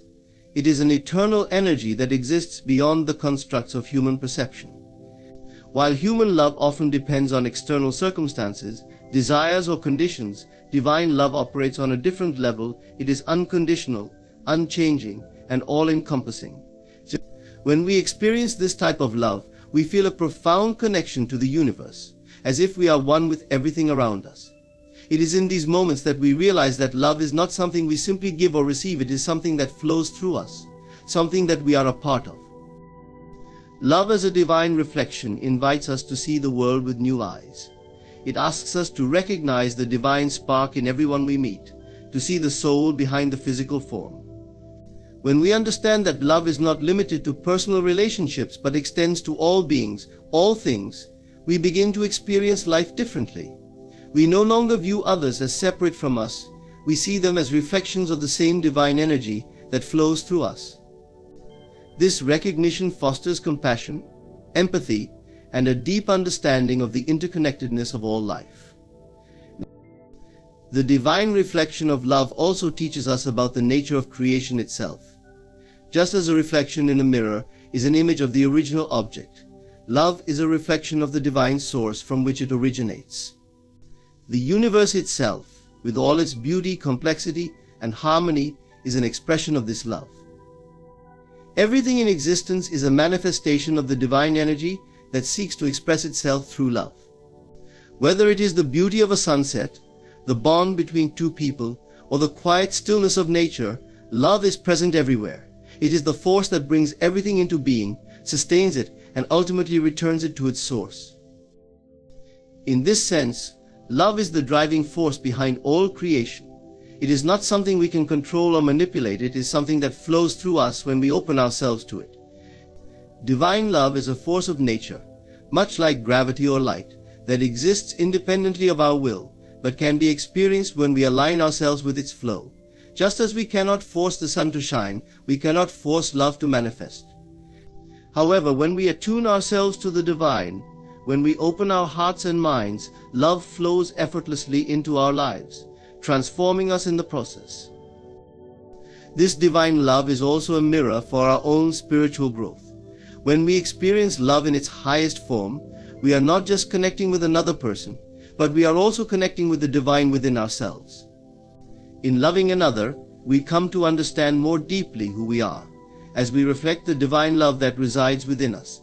This love teaches us that we are not separate from the divine, we are expressions of it, each of us a unique reflection of the same source. As we grow in our understanding of this divine love, we begin to see the divine in all aspects of life, from the simplest to the most complex, from the mundane to the extraordinary. Divine love also invites us to transcend the ego. The ego is the part of us that defines ourselves by our thoughts, our possessions, and our achievements. It often creates separation between us and others, convincing us that we are individual beings separate from the rest of the world. Divine love, however, calls us to let go of the ego and recognize the unity of all things. When we experience divine love, we see that we are not separate from others, but rather deeply connected to them. The boundaries between us dissolve, and we come to understand that we are all part of the same divine whole. This realization brings peace, as we no longer feel the need to compete, to prove ourselves, or to protect our sense of self. Instead, we can simply be, embracing the love that flows through us and through others. The divine reflection of love teaches us the power of surrender. In our daily lives, we often struggle to control the outcome of our actions, to force things to go a certain way. We may try to manipulate our circumstances or hold on to things that no longer serve us. However, divine love teaches us that true peace comes from surrender to the flow of life, surrender to the divine will. When we let go of our need to control, we make space for love to enter, for divine energy to guide us. Surrendering does not mean giving up, it means trusting in the divine plan, knowing that love is always at work, even in the most difficult moments. Love as a divine reflection also calls us to embody grace and forgiveness. When we understand that love is not personal but universal, we begin to forgive more easily. We recognize that those who hurt us are also expressions of the same divine energy, and through this understanding we find it easier to let go of grudges and to forgive. Forgiveness is not about excusing harmful behavior, it is about releasing ourselves from the bondage of anger and resentment, allowing love to flow freely once again. Thank you for your time and attention. May you continue to embrace the divine reflection of love in your life, allowing it to guide and inspire you on your journey. There comes a time in life when you must face the inevitable. Something ends. It could be a relationship, a chapter of your life, or a dream that no longer serves you. Let it end. Do not resist, for in the end, there is only space for something new. An end is not the finality we often perceive it to be, but the beginning of something better, something that is in alignment with your true self. There are moments in life when something must come to an end. It might be the end of a relationship, the closure of a chapter in your career, or the conclusion of a long-held dream that no longer aligns with who you are becoming. In these moments, the tendency is to fight against the inevitable, to cling to what we know, what we are comfortable with, and what feels safe. But there is a profound truth: every end is simply the beginning of something new. The key to transformation lies in how we respond to the end. When something ends, whether it's a significant part of your life or a fleeting moment, it's easy to fall into despair, loss, or regret. We fear the unknown that comes after, the empty space that seems to stretch before us. But if we take a step back and observe, we realize that it's precisely in this emptiness where new things can take shape. You see, endings don't signify an absence, they create an opportunity. In every ending lies the potential for rebirth and renewal. The past must make way for the future, and the only way to make room for what is meant to come is to embrace what has been. The first step in embracing the end is recognizing that endings are a natural part of the flow of life. Change is constant, and nothing stays the same forever. Every aspect of life, from seasons to relationships to our personal growth, operates on cycles. We live in a world where nothing is static. To cling to what is familiar is to deny the rhythm of life itself. We cannot grow if we refuse to let go of what no longer serves us. Each end, no matter how painful or difficult, is simply an invitation to evolve. When we resist the end, we resist change. We hold on to what's familiar, because it gives us a sense of control and security, but in doing so, we also limit ourselves. Holding on can cause us to miss out on the next step, the new chapter waiting for us. Just as the trees shed their leaves in the fall to prepare for new growth in the spring, we too must shed the things that no longer nurture us in order to allow new possibilities to take root. Embracing the end doesn't mean that you must forget what has happened or pretend that it didn't matter. No, the key is to honor the past for what it was and to accept that it has fulfilled its purpose. Often we are taught to hold on, to preserve the past, and to keep what we have at all costs. But growth requires space. It requires an openness to what lies ahead, even if it's unclear or unknown. By embracing the end, we allow ourselves the freedom to move forward without the weight of the past weighing us down. In many ways, endings are a form of surrender. Surrendering does not mean giving up or giving in, it means letting go of the attachment to the outcome. It's recognizing that what we have experienced has been enough, and now it's time to release it and trust that something greater is on the horizon. It's difficult to let go of something we've invested so much time, energy, and emotion into. However, it's important to understand that holding on often only prolongs the suffering. The act of surrender is not a sign of weakness, but of strength. It takes courage to release, to acknowledge that what we've had is no longer in alignment with who we are becoming. It is also crucial to understand that every end brings with it a lesson. The experiences we undergo, whether joyous or painful, are always contributing to our growth and evolution. Even in the most challenging of endings, there are invaluable lessons to be learned. We can either focus on the pain of the loss, or we can choose to look at what we have gained. Every relationship, every job, every dream has shaped us in some way, leaving us more refined, more aware, and more equipped for what is to come. In the face of an ending, it is natural to feel sadness, anger, or fear. These are all valid emotions. However, we must not let them keep us trapped in the past. By embracing the end, we are not denying our emotions, but rather giving ourselves permission to feel and move through them. It's okay to mourn what has been lost, but we must not let grief prevent us from seeing what is ahead. The beauty of life lies in its impermanence. Each experience, each phase, has a beginning and an end.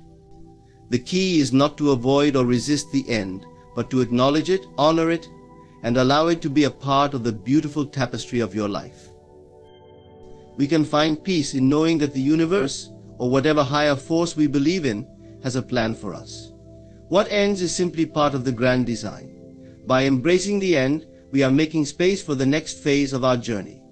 Trust that the universe always moves us toward what is best for us, even if it doesn't always appear that way in the moment. There is a deeper understanding, a deeper knowing, that we are always being guided toward the fulfillment of our greatest potential. So, let the end come. Do not resist it. Do not fear it. Accept it, and in doing so, open yourself up to the new possibilities that await. Know that by embracing the end, you are embracing the process of life itself. You are acknowledging the fluidity of existence and the power you have to create the life that is meant for you. When something ends, remember it is not the end of everything, it is the beginning of a new chapter, a new opportunity for growth, and a new path leading you toward the life you were always meant to live. To truly experience the depth of our emotions, we must first allow ourselves to feel. Yet so often when faced with pain or hurt, we instinctively try to avoid it. We fear it, deny it, or suppress it in an effort to protect ourselves from the discomfort it brings. However, there is a profound truth that can bring about a transformation in how we view and process our emotions. Feeling the hurt without resistance is the key to healing. When something painful happens, whether it's the end of a relationship, a loss, or a failure, it's easy to want to push those feelings aside. Society tells us to move on or get over it quickly, and we are conditioned to believe that we must always be strong, always composed, and always in control. This mindset leads to a disconnect between our emotional world and our true selves. The result? We hide our hurt, ignoring its presence as though it's something shameful or weak. But the truth is, our hurt is not something to run from, it is something to experience. Pain is a natural and inevitable part of the human experience. Just as joy and love are a part of us, so too is pain. It is a vital and necessary emotion, for it alerts us to areas of our lives that need attention, change, or healing. Pain isn't a punishment, it is a messenger. It tells us when we are out of alignment with our true selves, when we are grieving something lost, or when we are experiencing deep disappointment. To resist the pain is to resist the very message it brings. When we resist our hurt, we suppress it, often burying it so deep within that it manifests in other ways: stress, anxiety, or even physical ailments. Our minds and bodies have a unique way of storing emotions that are unprocessed, and these unaddressed feelings can weigh heavily on us. By denying the hurt, we create an internal battle that only prolongs the suffering. It is not the hurt itself that causes lasting pain, but our resistance to it. It's only when we face the hurt head-on, without fear or resistance, that we can truly begin to heal. Feeling the hurt without resistance means allowing ourselves to fully experience the emotions as they come. This is not a passive act, but an active choice to embrace the pain with the awareness that it is not permanent. We can sit with it, breathe through it, and allow it to move through us.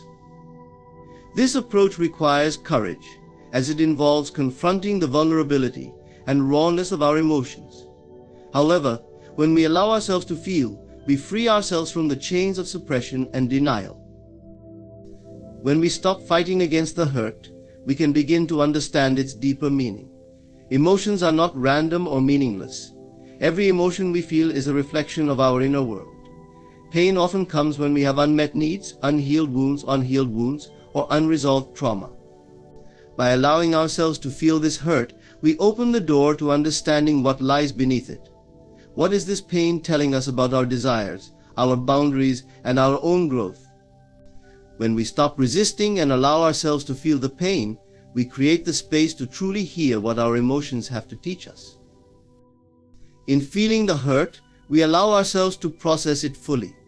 Our emotions need to be expressed in order to be released. Bottling up feelings only delays healing and leaves us stuck in a cycle of emotional buildup. But when we honor our emotions, whether through tears, quiet reflection, or expressing our feelings to others, we begin the process of releasing what no longer serves us. The hurt can be processed and, in time, transformed into wisdom and strength. To feel the hurt without resistance is also to trust in the natural ebb and flow of our emotional lives. We must understand that no emotion, no matter how intense, will last forever. Pain is not a permanent state, it is a phase, a season. Just as the weather changes, so too will our emotional state. The key is to stay present with it and trust that it will pass when it has taught us what we need to learn. The pain will ebb, and in its wake, we will find ourselves stronger and more resilient. One of the most liberating aspects of feeling the hurt without resistance is that it allows us to be compassionate with ourselves. Often when we feel pain, we criticize ourselves for not being strong enough or over it already. We tell ourselves that we should be past this by now. But these self-judgments only add to the suffering. When we allow ourselves to simply feel, we embrace our humanity. We give ourselves the permission to be imperfect, to be vulnerable, and to experience life fully. By feeling the hurt, we also give ourselves the opportunity to heal in a deeper way. Healing is not a linear process. It doesn't happen overnight, and it certainly doesn't happen by forcing it. Healing requires patience, gentleness, and acceptance. It's about acknowledging that pain is a part of life's journey, and it is something that will eventually pass. But in order for healing to occur, we must first be willing to face the hurt, to experience it fully, and to release it without trying to control it. As we begin to feel the hurt without resistance, we tap into a greater sense of peace. This peace comes from the understanding that our emotions are valid, and that we are allowed to feel whatever we are feeling. It is the peace that comes from knowing that pain is not something to be ashamed of, but something to be understood, processed, and released. By embracing the hurt, we learn to embrace ourselves. We learn that we are capable of moving through difficult emotions and emerging on the other side stronger, wiser, and more compassionate. So, the next time you feel pain, do not run from it. Do not push it away or try to avoid it. Instead, choose to feel it fully. Sit with it, breathe through it, and trust that in doing so, you are healing. Allow the hurt to be a part of your journey, and let it guide you to a place of greater self-awareness and strength. For it is through the act of feeling, without resistance, that you will find the peace and healing you seek. Acceptance is one of the most powerful tools we have in life. It is a transformative force that, when fully embraced, can unlock our potential, bring peace, and create the freedom we seek. So often we are conditioned to resist the things we cannot control, to fight against what feels uncomfortable or out of our control. However, in doing so, we only prolong our suffering. True peace comes not from fighting against life's challenges, but from accepting them as part of the journey. Acceptance is not about resignation or giving up. It's not about tolerating negative situations or passively allowing things to happen to us. Rather, it's about acknowledging the reality of a situation, embracing it for what it is, and finding a way to move forward in a positive, empowered way. It is about recognizing that there are things in life we cannot change, and instead of fighting against them, we choose to accept them as they are, without resistance or judgment. When we resist something, we give it power over us. Resistance creates a sense of struggle, frustration, and helplessness. We exhaust ourselves fighting against what we cannot change.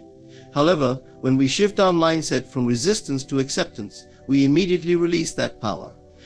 We regain control over our emotional state, and we begin to move forward. It is in this space of acceptance that true growth occurs. When we stop fighting, we make room for new possibilities to enter our lives. Accepting what is doesn't mean we condone everything or stop striving for improvement. It's about recognizing that certain circumstances, whether it be pain, disappointment, or obstacles, are part of life's natural rhythm. Every challenge, every hardship, has the potential to teach us something valuable. By accepting the situation as it is, we open ourselves to the lessons it holds. We may not always understand why something is happening, but we can trust that it is unfolding in a way that serves our higher purpose. The power of acceptance also lies in the ability to stop resisting our own feelings. So often, when we experience negative emotions like sadness, anger, or frustration, we feel guilty or ashamed for feeling them. We might judge ourselves for being weak or emotional, thinking that we should be able to handle things better. However, when we resist our feelings, we create an inner conflict. The more we try to push our emotions away, the more they persist, often growing in intensity. But when we accept our emotions without judgment or resistance, we allow them to move through us naturally. We acknowledge them, process them, and then release them. Acceptance creates the space for healing. In relationships, acceptance is also a crucial element. We often have expectations of others, hoping they will behave or respond in a certain way. However, when we accept people for who they truly are, rather than who we want them to be, we experience a profound shift. We release the need to control or change them, and instead we focus on appreciating them for their uniqueness. This doesn't mean we accept harmful behaviors or tolerate mistreatment, but it does mean we acknowledge others' flaws, imperfections, and differences without judgment. By accepting people as they are, we create a foundation of trust and respect that fosters genuine connection. Acceptance also plays a significant role in our ability to heal and grow. Many of us carry around past hurts, regrets, and wounds that we have not fully processed. We often replay painful memories or ruminate over things we wish had turned out differently. But the more we resist the pain, the more it persists. True healing begins when we accept the past without judgment or blame. This doesn't mean we condone what happened or forget it, but we stop allowing it to have power over us. We accept that the past is done, and by doing so, we release ourselves from the chains that bind us to it. Acceptance is a key component in our ability to create the future we desire.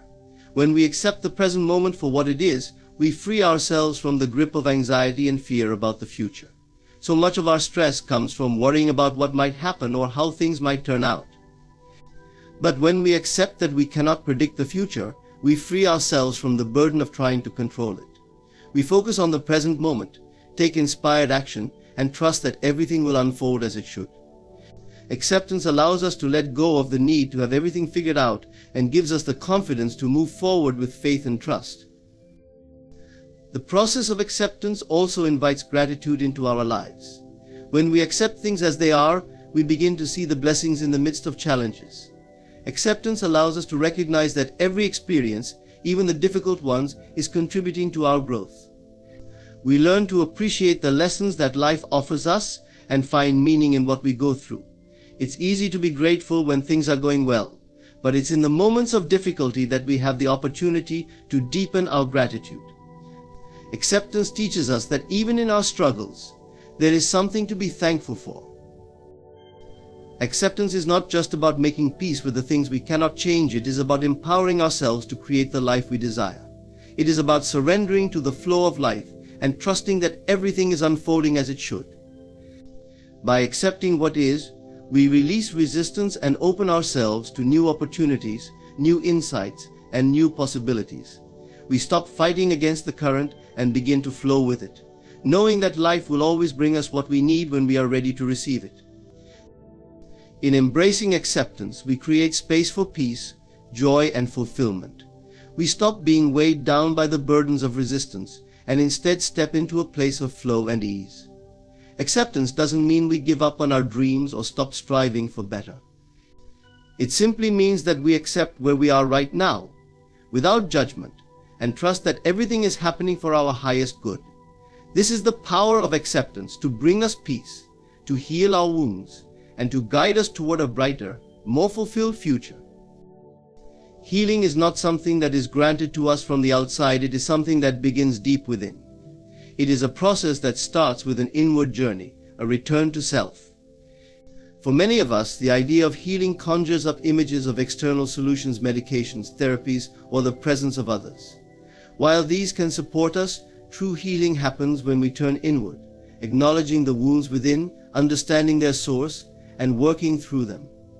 Healing is not a destination but a continuous process that arises from within our own hearts, minds, and souls. The first step in this inward journey is self-awareness. Without truly understanding where our pain originates, we cannot begin to heal. Often we are unaware of the emotional scars we carry, buried deep within our subconscious. These scars may stem from childhood trauma, past relationships, unmet needs, or difficult life experiences. They may not always be immediately apparent, but they shape our perceptions, behaviors, and reactions. Healing starts when we become aware of these unresolved emotions. It is not enough to simply acknowledge them in passing. We must take the time to sit with them, reflect upon them, and give them space to surface. Once we acknowledge the pain, we must accept it. Acceptance is crucial in the healing process because it allows us to move forward. Many people resist their pain, either by denying it or by pushing it away, thinking that ignoring it will somehow make it go away. But resistance only prolongs suffering. Pain cannot heal unless it is allowed to be felt fully. The more we resist, the more we empower the pain to control us. Accepting the pain, on the other hand, means facing it with courage and compassion. We must be gentle with ourselves, allowing the hurt to come and go, without judgment or condemnation. By accepting our emotions as they are, we begin to release their hold on us. Also requires forgiveness. Often the deepest wounds we carry are the result of hurt caused by others' betrayals, disappointments, or even neglect. These emotional wounds can fester and grow, preventing us from moving forward. Holding on to resentment or anger keeps us tied to the past and prevents us from healing.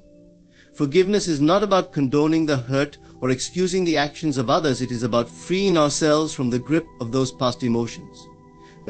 When we forgive, we are not releasing others from their actions, but releasing ourselves from the burden of carrying that pain. Forgiveness sets us free. It allows us to move on, to heal, and to create the space for peace within. But forgiveness must first begin with ourselves. We cannot fully forgive others until we have forgiven ourselves. Many of us are burdened by guilt, shame, or regret from our past actions, and these emotions can weigh heavily on our ability to heal. Self-forgiveness is the first and most important step. We are all imperfect, and we all make mistakes. The key is to understand that our mistakes do not define us. We must be willing to show ourselves the same compassion we would show a loved one. It is in this self-compassion that healing truly begins. Only when we forgive ourselves can we release the shame, guilt, and self-blame that prevent us from fully embracing who we are. Healing also involves the practice of self-care. While the inner work of healing is essential, it is equally important to nurture our physical, mental, and emotional well-being. We cannot neglect our bodies, minds, or spirits and expect to heal. Self-care is an act of honoring ourselves. It involves taking the time to nourish our bodies with healthy food, rest, and exercise. It means surrounding ourselves with positive, supportive people who lift us up rather than drag us down. Self-care also includes protecting our mental and emotional boundaries, learning to say no when necessary, and ensuring that we are not giving more than we can handle. It is about taking ownership of our well-being and prioritizing our health physically, emotionally, and spiritually. A crucial aspect of healing within is the cultivation of a positive mindset. Our thoughts have a profound impact on our emotional and physical well-being. Negative thinking, self-criticism, and fear-based thoughts can create blockages within us that prevent healing. On the other hand, positive thoughts can have a healing effect, releasing tension, reducing stress, and even boosting the immune system. Healing begins when we recognize the power of our thoughts and take control of them. we must learn to challenge negative thought patterns and replace them with affirmations of love, kindness, and compassion toward ourselves. The more we nurture a positive inner dialogue, the more we create a healing environment within our own minds. Another essential aspect of healing is letting go. Often we cling to old patterns, beliefs, or relationships because they are familiar, even if they are no longer serving us. These attachments hold us back from healing. Letting go can be one of the most difficult parts of the healing process, but it is also one of the most liberating. Whether it's letting go of toxic relationships, outdated beliefs, or past mistakes, releasing what no longer serves us makes room for new growth and transformation. We must be willing to release the weight of the past in order to embrace the present moment fully. Healing begins within, because it is only when we look inward that we can truly understand the source of our pain. We cannot control everything that happens to us, but we can control how we respond. By taking ownership of our emotions, accepting them, forgiving ourselves and others, and practicing self-care, we create the conditions necessary for healing. This process requires patience, self-compassion, and time, but the rewards are immeasurable. When we heal from within, we transform not only ourselves but also the world around us. We become more resilient, more compassionate, and more at peace with who we are. Healing begins within, and when we embrace this truth, we can unlock the power to create the life we truly desire. Trusting in divine timing is a powerful practice that asks us to surrender our need for control and to trust that everything in our lives is unfolding exactly as it is meant to. It is the understanding that life operates on its own schedule, and while we may not always see the bigger picture, there is a higher intelligence guiding us through every experience. The key is to learn to embrace patience, faith, and surrender as we navigate the journey, knowing that what is meant for us will come at the right time, in the right way. Divine timing is not something we can force. It operates outside the boundaries of our limited understanding of time. We often become frustrated and anxious when things don't happen on our desired timeline. We may think that we are falling behind, that we've missed an opportunity, or that life is not moving fast enough. However, divine timing is a reminder that everything happens in its perfect time. When we try to rush things, we interfere with the natural flow of life. The more we resist the timing of events, the more we create tension and stress within ourselves. But when we trust in divine timing, we release the need to control and allow life to unfold naturally. One of the first steps in trusting divine timing is letting go of our attachment to specific outcomes. So often we become fixated on a particular vision of how we want things to unfold, and when things don't go as planned, we feel disappointed or disillusioned. We have expectations of when certain milestones should happen, and if they don't align with our timeline, we feel lost. But divine timing teaches us that there is wisdom in the unknown. We are often given what we need, not what we think we want. There are moments when the universe withholds something from us because we are not yet ready to receive it. We might be waiting for a job opportunity, a relationship, or a dream to manifest. But sometimes we need more time to grow, to learn, or to heal before we are prepared for what is coming. Trusting divine timing means having faith that we will be given what is meant for us at the perfect moment, and that everything is aligning for our highest good. This trust requires a deep sense of patience. In a world where instant gratification is the norm, patience can feel like a lost art. We are taught to move quickly, to achieve immediately, and to make things happen on our own. However, patience is an essential component of divine timing. It reminds us that life is not a race. It's about enjoying the journey and trusting that we are being guided every step of the way. Patience is not passive, it is an active trust in the process. It's about understanding that while we may not always see immediate results, the seeds we plant today will one day grow into something beautiful. And sometimes the greatest lessons come in the waiting. It is during these periods of waiting that we cultivate resilience, strength, and understanding. Trusting in divine timing also requires the ability to surrender. Surrender is often misunderstood as giving up or resigning ourselves to passivity, but it is actually an act of courage. Surrender means acknowledging that we cannot control everything, and that there is a greater force at work. It is about releasing our need for certainty and accepting that life unfolds in its own time. When we surrender, we allow ourselves to be open to the unexpected, to new opportunities, and to the lessons that come our way. Surrender does not mean inaction, rather. It means letting go of the need to force things and trusting that when the time is right, everything will align. Part of surrendering to divine timing is embracing the idea that delays or detours are not signs of failure but of protection. Sometimes things don't happen when we want them to, because we are being steered away from something that is not right for us. We may not understand why a door has closed, but trusting divine timing means knowing that there is something better waiting for us. The delay is not a denial, it's simply the universe creating space for something more aligned with our true purpose to manifest. We have all experienced moments when something didn't go according to plan, only to later realize that it was for our own good. It was a blessing in disguise, a lesson we needed to learn, or a redirection toward a more fulfilling path. Trusting divine timing also requires us to cultivate faith. Faith is the belief that everything is happening for a reason, even when we cannot see it.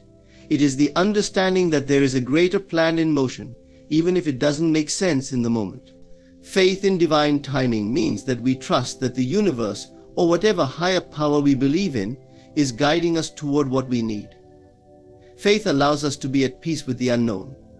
We don't need to have all the answers, we simply need to trust that the answers will come when we are ready to receive them. Faith reminds us that we are not alone on this journey, and that the universe is conspiring in our favor, even when things seem uncertain. As we learn to trust in divine timing, we also begin to recognize the signs and synchronicities that guide us. The universe has a way of sending us messages when we are on the right path. These can come in the form of intuitive nudges, coincidences, or unexpected opportunities. Trusting divine timing means learning to listen to these signals and being open to the ways the universe communicates with us. It's about understanding that everything is connected, and when we are aligned with the flow of life, we are more likely to encounter moments of serendipity and guidance. Releasing what no longer serves you is an act of profound transformation. It is the conscious choice to let go of the old, the outdated, and the burdens that keep you from becoming the person you are meant to be. We all carry with us elements of our past old habits, limiting beliefs, toxic relationships, and unhealed wounds that shape our present. These things can hold us back from experiencing true peace, joy, and fulfillment. But in order to move forward, we must learn to release them. Releasing is not about forgetting or erasing the past, it's about freeing ourselves from the weight that it carries. It's about clearing space for new growth, new opportunities, and new experiences. One of the first steps in releasing what no longer serves you is recognizing what it is. We often get so used to the things in our lives that we forget to evaluate whether they are truly serving us, or if they have simply become a part of the familiar routine. These may be thoughts, behaviors, or even physical possessions that we hold on to out of habit or comfort, but they no longer add value to our lives. It's important to take an honest look at what is draining our energy, what is holding us back, and what is keeping us stuck in the past. This might include relationships that no longer align with our values, self-doubts that limit our potential, or attachments to material things that give us temporary satisfaction, but not lasting fulfillment. Once we've identified what is no longer serving us, the next step is to acknowledge the pain or fear associated with letting go. Change is not easy. We may fear the unknown, worry about what we will lose, or feel like we are giving up something that once brought us comfort. The attachments we have to certain people, situations, or beliefs are often rooted in fear of not being good enough, fear of failure, or fear of being alone. But holding on to these fears only prevents us from moving forward. To release what no longer serves us, we must be willing to confront our fears, sit with them, and move through them. It's not about eliminating fear entirely, but about choosing not to let fear dictate our actions. It's about recognizing that our growth lies on the other side of discomfort. Releasing requires us to practice forgiveness both of others and ourselves. Often the things we need to release are tied to past hurts and unresolved emotional baggage. We may carry anger or resentment toward others for how they have treated us, or we may harbor guilt or shame for our own past actions. These negative emotions keep us tethered to the past and prevent us from moving forward. To truly release, we must let go of these emotional burdens. Forgiveness is not about excusing the wrongs done to us or absolving ourselves of responsibility. It is about freeing ourselves from the grip of these emotions. Forgiveness is an act of self-liberation. When we forgive, we release the hold that the past has on us, and we make space for healing and peace to enter our lives. Letting go also involves detaching from the need for external validation. So much of what we hold on to is tied to our desire for approval from others. We may stay in relationships or situations because we fear rejection, or we may strive for perfection in our work or appearance in order to gain praise. But when we are constantly seeking validation from the outside, we lose sight of our own worth. Releasing what no longer serves us means returning to our true selves, independent of external opinions. It means trusting that we are enough, just as we are, and that our value does not depend on others' perceptions. By releasing the need for approval, we open the door to authentic self-expression and self-love. Sometimes, letting go involves releasing our attachment to specific outcomes. We may set goals or have dreams, and we become attached to how we think they should unfold. However, life has a way of surprising us, often in ways we don't expect. When we cling too tightly to how we want things to happen, we close ourselves off from the possibilities that life has to offer. Releasing attachment means trusting that whatever comes will be for our highest good, even if it doesn't look exactly like we envisioned it. It's about letting go of the need to control the future and allowing life to unfold naturally. By releasing attachment, we allow ourselves to experience more joy, flexibility, and peace. Releasing is also a physical act. We can begin by clearing out our physical spaces, our homes, our workplaces, and even our digital spaces. Our environment is a reflection of our inner state, and when we are surrounded by clutter and disorganization, it can contribute to mental and emotional chaos. Letting go of physical possessions that no longer serve us creates space for new energy to flow. It's a symbolic act that mirrors the release we are making on an emotional and spiritual level. As we let go of material things, we also let go of the attachments and beliefs that keep us tethered to the past. The act of releasing is liberating, and it invites new opportunities and experiences into our lives. The final step in releasing is trusting the process. Letting go can feel uncomfortable at times, especially when we are unsure of what will come next. However, trusting in the process of release is essential. When we let go of what no longer serves us, we create space for the new, the unknown, and the better. The universe has a way of filling the void we create with what is meant for us. Trusting the process means believing that once we release, we are making room for greater things that align with our true desires and purpose. Releasing what no longer serves us is an act of courage, clarity, and self-love. It is about identifying what holds us back, confronting the fear and pain tied to these attachments, and making the conscious decision to let go. By practicing forgiveness, detachment, and trust, we free ourselves from the limitations of the past and open ourselves to new possibilities. The process of release is ongoing and transformative, leading us to deeper peace, greater authenticity, and a life aligned with our true purpose. Letting go is not about losing, it is about making space for growth, healing, and the fulfillment of our deepest desires. Forgiveness is one of the most powerful tools for emotional and spiritual growth. It is not just about letting go of anger, resentment, or hurt. It is about freeing ourselves from the emotional burdens that keep us stuck in the past. When we forgive, we release the grip that negative emotions have over us and open ourselves up to peace, healing, and transformation. Forgiveness is a gift we give ourselves, one that allows us to move forward with our lives, unburdened by the weight of past pain. The power of forgiveness lies in its ability to shift our perspective. When we hold on to grudges, we are essentially keeping ourselves trapped in the past. We replay the hurtful events over and over in our minds, allowing them to shape our present and even our future. These negative emotions can cloud our judgment, distort our relationships, and prevent us from experiencing joy and fulfillment. Forgiveness, however, allows us to release the past and step into the present moment. It is the conscious decision to stop allowing someone else's actions to dictate our emotional state. By forgiving, we are choosing to take back our power and reclaim control over our emotional well-being. Does not mean excusing or condoning the behavior of those who have hurt us. It is not about saying that what happened was acceptable or that we should forget the wrong that was done to us. Instead, it is about acknowledging the pain, the injustice, or the betrayal, and choosing to let go of the negative emotions associated with it. It is a decision to stop carrying the weight of anger, resentment, and hurt, which ultimately only harms us, not the person who wronged us.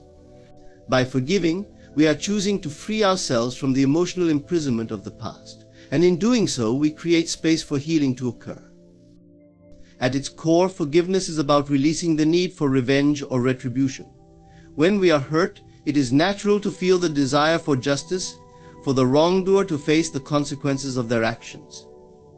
However, holding on to the desire for vengeance only keeps us entangled in the cycle of anger and pain. Revenge may offer temporary satisfaction, but it does nothing to heal the emotional wounds we carry. In fact, it only deepens the pain and keeps us stuck in the past. Forgiveness, on the other hand, allows us to break free from this cycle. It is an act of emotional liberation that frees us from the need to seek punishment or retribution. It is a decision to let go of the past and trust that justice will come in its own time, in its own way. One of the most powerful aspects of forgiveness is its ability to heal our own hearts. When we forgive, we are not just releasing the other person, we are also healing ourselves. Unforgiveness is like poison in the soul. It festers and grows, eating away at our happiness and peace of mind. It can manifest in physical ailments, strained relationships, and a general sense of discontent.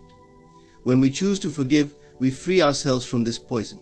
We stop letting the actions of others dictate how we feel, and we regain our emotional balance. Forgiveness is a gift we give to ourselves, because it allows us to move forward with peace in our hearts, unburdened by the past. Also has the power to transform our relationships. When we hold on to resentment, we build walls between ourselves and others. These walls create distance and prevent intimacy, connection, and trust. By forgiving, we tear down these walls and allow for healing to take place. Forgiveness does not always mean reconciling or returning to a relationship as it was before. It simply means releasing the emotional charge attached to the event. It means no longer allowing the past to define our interactions with others. By forgiving, we create space for growth, understanding, and deeper connection. Even if the relationship cannot be restored, forgiveness allows us to move on with peace in our hearts, no longer carrying the weight of bitterness or resentment. Forgiveness is also a way to release ourselves from the grip of victimhood.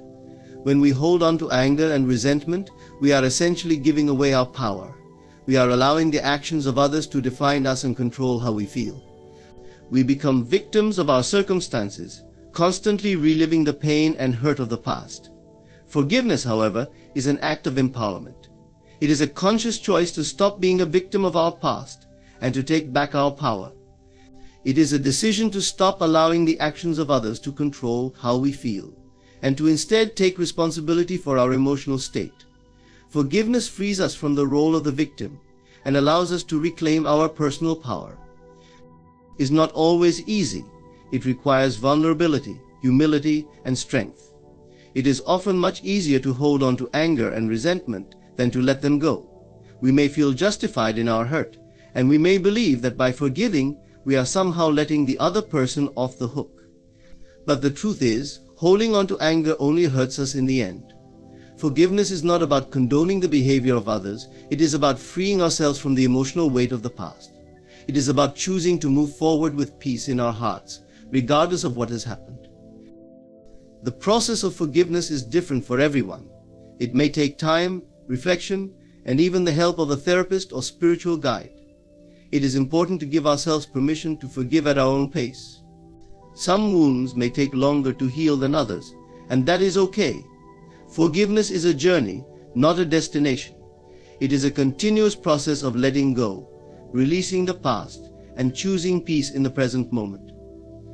With time, the burden of unforgiveness lightens, and we are left with a sense of freedom and emotional clarity. The power of forgiveness is profound. It is a transformative act that allows us to release the pain of the past and create space for healing, peace, and growth. Forgiveness is not about excusing the actions of others, but about freeing ourselves from the grip of negative emotions. It is a gift we give to ourselves, one that allows us to move forward with emotional freedom and strength. By forgiving, we reclaim our power, heal our hearts, and transform our relationships. Forgiveness is not a sign of weakness, but a testament to our strength and resilience. It is a powerful tool for emotional liberation, one that can bring lasting peace and transformation to our lives. Moving forward with grace is about embracing change, navigating life's challenges, and stepping into the future with a sense of dignity, compassion, and poise. Life will inevitably present us with moments of difficulty, uncertainty, and even heartbreak, but how we respond to these moments can shape our journey and define our character. Moving forward with grace is not about avoiding pain or pretending that challenges don't exist. It is about facing them with a mindset that allows us to learn, grow, and evolve, while maintaining inner peace and respect for ourselves and others. One of the first steps in moving forward with grace is accepting that life is not always going to go according to plan. Expectations can be powerful, and it's natural to hope for certain outcomes, whether in relationships, career, or personal goals. However, life has a way of surprising us, often throwing us off course in ways that we could never anticipate. The key to moving forward with grace is accepting that setbacks, disappointments, and detours are part of the journey. Acceptance does not mean resignation, rather, it means acknowledging the reality of the situation without resistance. When we fight against what is happening, we only prolong our suffering. Acceptance allows us to flow with life, rather than against it, and it enables us to respond with a calm, centered mind, rather than reacting out of frustration or fear. Moving forward with grace also requires a deep sense of self-compassion. During times of hardship, it's easy to be hard on ourselves, to fall into self-criticism or self-blame. We might feel like we are failing or that we're not doing enough. However, treating ourselves with kindness and understanding is essential for healing and growth. We must remind ourselves that it's okay to stumble, to make mistakes, and to experience setbacks. We are human, and part of being human is learning how to rise after we fall. Self-compassion allows us to approach our struggles with a sense of gentleness, offering ourselves the same empathy and support that we would offer a loved one in a similar situation. By treating ourselves with grace, we create the space for healing to take place, allowing us to move forward with greater resilience and strength. Another crucial aspect of moving forward with grace is letting go of the past. Often we carry emotional baggage from previous experiences that weigh us down and prevent us from fully embracing the present. Whether it's past regrets, old wounds, or unresolved pain, these emotions can cloud our judgment and hinder our ability to move forward. Letting go does not mean forgetting, it means releasing the emotional charge tied to those experiences. It means making the conscious choice to no longer let the past dictate our present or our future. When we release the grip of the past, we open ourselves to new possibilities and new experiences. We free ourselves from the chains of resentment, regret, and guilt, allowing our hearts to heal and our minds to clear. This act of letting go is an act of grace in itself, as it requires trust that we are capable of moving forward without the weight of what has already happened. Moving forward with grace also means maintaining a positive mindset, even in the face of adversity. Our thoughts have incredible power over our emotions and experiences. If we focus on the obstacles in front of us, it can be easy to feel overwhelmed or discouraged. But when we shift our focus to what we can learn from each challenge, we begin to see the opportunities for growth that are present, even in the most difficult situations. Moving forward with grace requires a shift in perspective, a commitment to finding the silver lining and embracing the lessons that come with every trial. This doesn't mean pretending that everything is fine. When it isn't, it means acknowledging the difficulty while choosing to remain hopeful and open to the possibility of growth. A positive mindset does not guarantee that everything will go perfectly, but it does give us the strength and determination to keep going, even when things seem uncertain. A key component of grace is understanding that we are not in control of everything. There are many aspects of life that are beyond our influence, and trying to control the uncontrollable only leads to frustration and stress. Moving forward with grace involves surrendering to the flow of life and trusting that everything is unfolding as it should. It's about accepting that some things are outside of our control, but that doesn't diminish our power to choose how we respond. By releasing the need to control every outcome, we free ourselves from the anxiety that often accompanies uncertainty. Surrendering doesn't mean giving up, it means trusting that, in time, things will fall into place as they are meant to. To move forward with grace, we must also cultivate patience. The path to healing and growth is rarely a straight line. There will be ups and downs, periods of progress, and moments of setback. Patience allows us to be gentle with ourselves during the process. It reminds us that it's okay to take things one step at a time, and that progress is not always linear. The beauty of moving forward with grace is that it's not about rushing toward an end goal. It's about embracing the journey, knowing that each step, no matter how small, brings us closer to our true purpose. Patience gives us the space to breathe, to grow, and to trust that everything is happening in its own time. Moving forward with grace also involves extending that grace to others. As we navigate our own struggles and triumphs, we must remember that everyone else is on their own unique journey. People may hurt us, disappoint us, or make mistakes along the way, but holding on to grudges or resentment only keeps us bound to the past. Offering grace to others means letting go of the need to hold them accountable for every wrong and choosing to see them as fellow travelers on this path of life. When we extend grace to others, we free ourselves from the burden of judgment and open ourselves to the beauty of understanding, empathy, and compassion. Moving forward with grace is about embracing the present moment. Often we get so caught up in what has happened or what might happen that we forget to fully experience the here and now. The present is the only time we truly have, and it is where we have the power to make choices, to heal, and to create. When we move forward with grace, we make the conscious decision to be present, to appreciate the small moments, and to fully engage with the life that is unfolding right before us. By embracing the present, we empower ourselves to create a future that is aligned with our true desires and values.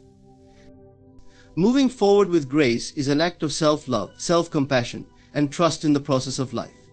It is about accepting the ebb and flow of life's challenges, letting go of the past, maintaining a positive and open mindset, and surrendering to the wisdom of divine timing. But it is about moving forward with patience, understanding, and a sense of inner peace, knowing that each step, no matter how small, brings us closer to the person we are meant to become. Moving forward with grace allows us to face life's trials with courage, to learn from our experiences, and to emerge stronger, wiser, and more compassionate. It is the art of navigating life's journey with poise, dignity, and a heart full of hope. In conclusion, moving forward with grace is about embracing the fullness of life, the challenges, the triumphs, and everything in between. It requires us to accept, heal, and release what no longer serves us, while trusting in the process and timing of life. Through patience, self-compassion, and a positive mindset, we are able to navigate the ups and downs with dignity and strength. Moving forward with grace is not just a choice, but a way of being, one that allows us to grow, learn, and transform into the best version of ourselves. Thank you for taking this journey with me, and may you continue to move forward with grace, no matter where life leads you. There comes a time in every life where you must pause and examine the patterns you have created. Ask yourself, how often have you compromised your truth to make others comfortable? How many times have you silenced your voice, softened your stance, and dimmed your light in an attempt to be accepted or loved? True self-love begins with understanding the necessity of boundaries. Boundaries are not barriers to connection, they are bridges to self-respect and authentic relationships. To live a fulfilled life, you must recognize that saying no is not an act of rejection but a declaration of worth. So, without boundaries, you risk losing yourself in the expectations, demands, and desires of others, leaving your own needs and values neglected. Many believe that to be kind and loving means to be endlessly accommodating, to give without limit, and to always put others first. But this is a misunderstanding of what it truly means to love. Genuine love does not require self-sacrifice at the expense of your dignity or well-being. Love rooted in strength honors both yourself and others, while love without boundaries leads to imbalance, resentment, and a fractured sense of self. When you fail to establish boundaries, you invite chaos into your life. You may find yourself saying yes when every fiber of your being screams no. You may agree to things that drain your energy, disrupt your peace, or compromise your values, all because you fear disappointing others. But what you must understand is that the approval you seek from others can never fill the void left by abandoning your own truth. Pleasing everyone is a task not even the divine can achieve. So why burden yourself with such an impossible weight? Boundaries are an act of self-preservation, a shield that protects the sanctity of your inner world. Think of your mind as a garden. Without boundaries, this garden is left open for anyone to wander through, to trample over your flowers, and to plant weeds that choke the life out of what you've carefully cultivated. Boundaries are the fence around your garden, not to isolate you, but to protect the beauty and growth within. Only those who respect your space, your values, and your worth are allowed to enter. Setting boundaries does not mean closing yourself off or being unkind. It means being clear about what you will and will allow in your life. It means valuing yourself enough to prioritize your well-being over the fleeting approval of others. And yes, some people may resist your boundaries. They may accuse you of being selfish or uncaring because they have benefited from your lack of limits. But remember, their discomfort is not your responsibility. Your responsibility is to honor yourself, even if that means others must adjust to your new way of being. The beauty of boundaries is that they create space for true connection. When you set boundaries, you teach others how to treat you. You signal that you value yourself and that you expect others to do the same. This kind of clarity fosters respect, trust, and mutual understanding in your relationships. Without boundaries, interactions often become transactional, where one person gives endlessly while the other takes without consideration. Boundaries transform these dynamics, ensuring that relationships are balanced and rooted in equality.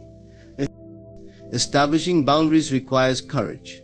It requires you to confront your fears of rejection, judgment, and conflict. It may feel uncomfortable at first, especially if you are used to prioritizing others over yourself. But this discomfort is a small price to pay for the freedom and empowerment that boundaries bring. When you say no to what does not serve you, you are saying yes to your growth, your peace, and your authenticity. Boundaries also reflect your understanding of your inherent worth. You were not created to be everything to everyone. You are not here to solve every problem, to accommodate every demand, or to sacrifice yourself for the sake of others. You are here to live fully, to express your unique gifts, and to create a life that aligns with your values and desires. Boundaries allow you to do this unapologetically. It's important to recognize that boundaries are not rigid or unyielding. They are flexible, evolving with your needs and circumstances. They are not meant to punish others, but to honor yourself. Boundaries are acts of self-love, and when you love yourself fully, you empower others to do the same. Boundaries are not about keeping others out. They are about keeping yourself whole. They are a declaration to the world that you know your worth, and that you will not settle for anything less than what honors your highest good. They remind you that your energy is sacred, your time is precious, and your life is yours to design. So when you set boundaries, do so with confidence and grace.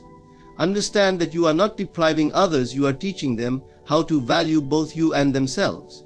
You are creating a life that reflects your truth, a life where you can thrive without fear or compromise. And in doing so, you step into the fullness of who you are: strong, self-assured, and unshakably free. Your mind is the most sacred part of your being, a vast and fertile garden where every thought, belief, and intention takes root. Like any garden, it requires care, attention, and protection. If you leave your mind unguarded, you risk allowing negativity, doubt, and unworthy influences to take hold, choking the growth of all that is good and true within you. It is your responsibility to be the vigilant gardener, ensuring that only what nourishes and uplifts you is allowed to flourish. The world around you is filled with noise, opinions, expectations, judgments, and distractions that seek entry into your mental space. Every advertisement, every comment, every interaction carries the potential to plant a seed in your mind. Some of these seeds may be empowering, but many are weeds in disguise, subtle yet destructive. A single careless thought, left unchecked, can grow into a belief that undermines your confidence, your peace, or your purpose. This is why guarding your inner garden is not optional, it is essential to living a life of fulfillment and freedom. To guard your mind, you must first become aware of what enters it. Pay attention to the voices you listen to, the media you consume, and the company you keep. Every conversation, every book, every piece of information you allow into your awareness either nurtures your garden or diminishes it. Ask yourself, is this thought or influence helping me grow? Is it aligned with the person I aspire to be? If the answer is no, you must have the courage to reject it.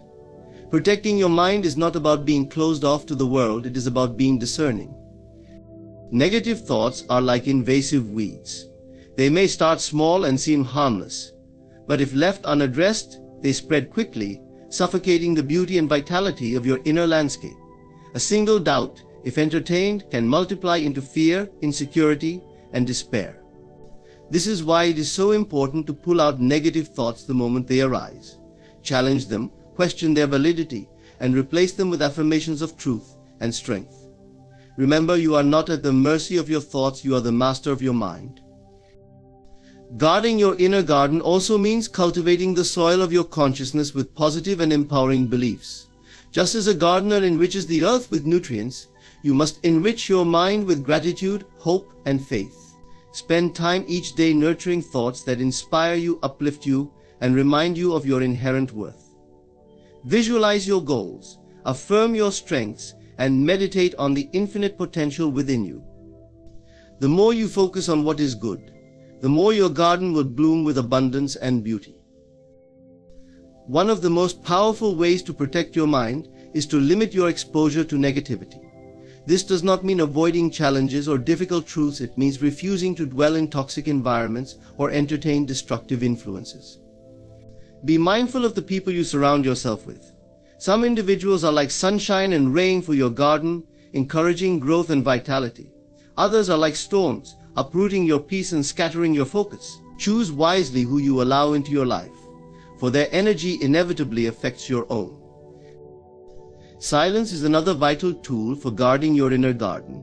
In a world that constantly demands your attention, silence offers a sanctuary where you can reconnect with your true self. Take time each day to step away from the noise and sit in stillness. In this quiet space, you can hear the whispers of your soul, discern your true desires, and gain clarity about what deserves your energy and attention. Silence is not emptiness, it is the fertile ground where your most profound insights and inspirations can emerge. Understand that guarding your inner garden is not about perfection, it is about consistency. There will be days when weeds slip through, when doubt creeps in, or when negativity feels overwhelming. But as long as you remain committed to tending your garden, you will always have the power to restore its beauty and balance. Each moment is an opportunity to choose what you allow to grow within you. Choose wisely, for your thoughts shape your reality. Your mind is your greatest treasure, the source of all creativity, joy, and transformation in your life. When you guard it diligently, you create a sanctuary where your dreams can take root and flourish. You become the architect of your destiny, no longer swayed by the chaos of the world, but guided by the clarity and strength within. Guarding your inner garden is not just a practice, it is a way of life, a declaration of your commitment to living authentically and abundantly. So stand as the vigilant gardener of your mind.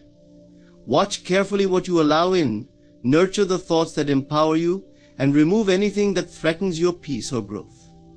This is your sacred space, your inner sanctuary, and it deserves nothing less than your unwavering attention and care. When you protect and cultivate your inner garden, you will find that it overflows with beauty, resilience, and boundless possibility.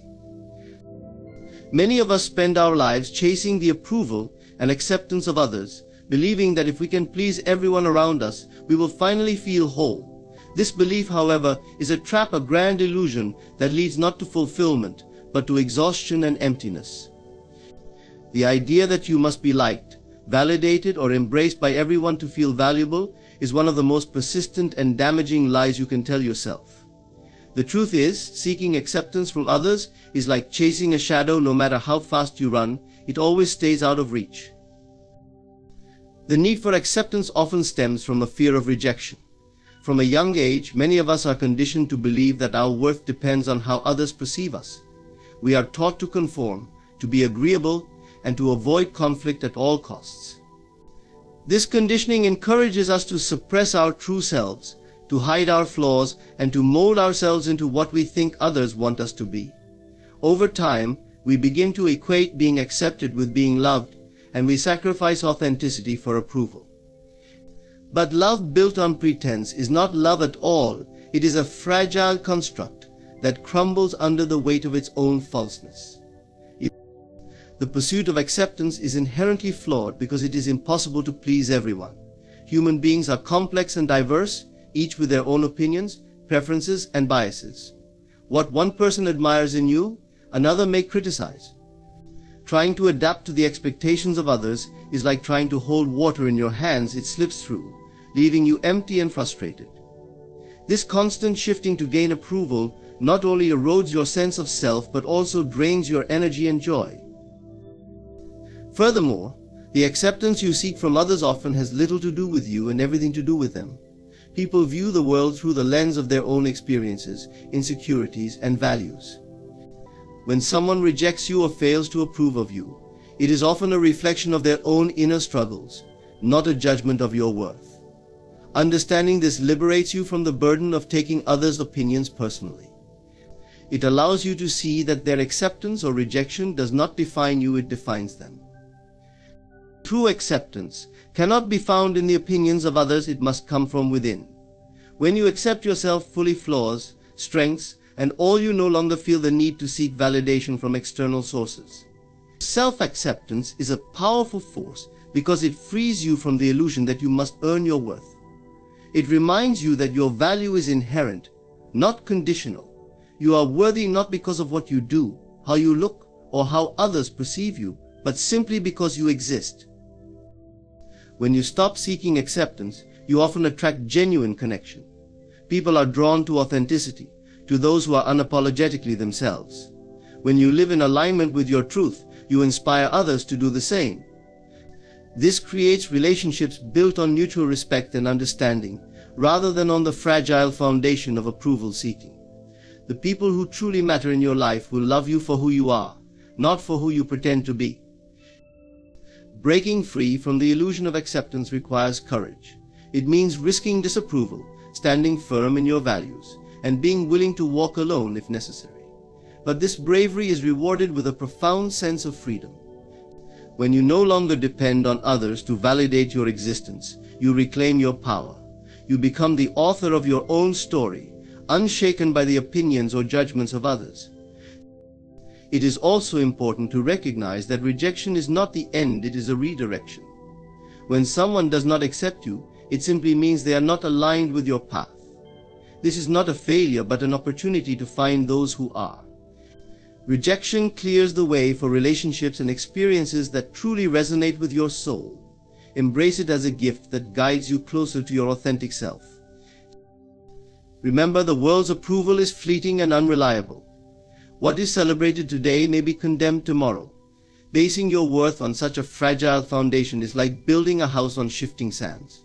Instead, ground yourself in the unshakable truth of your own value.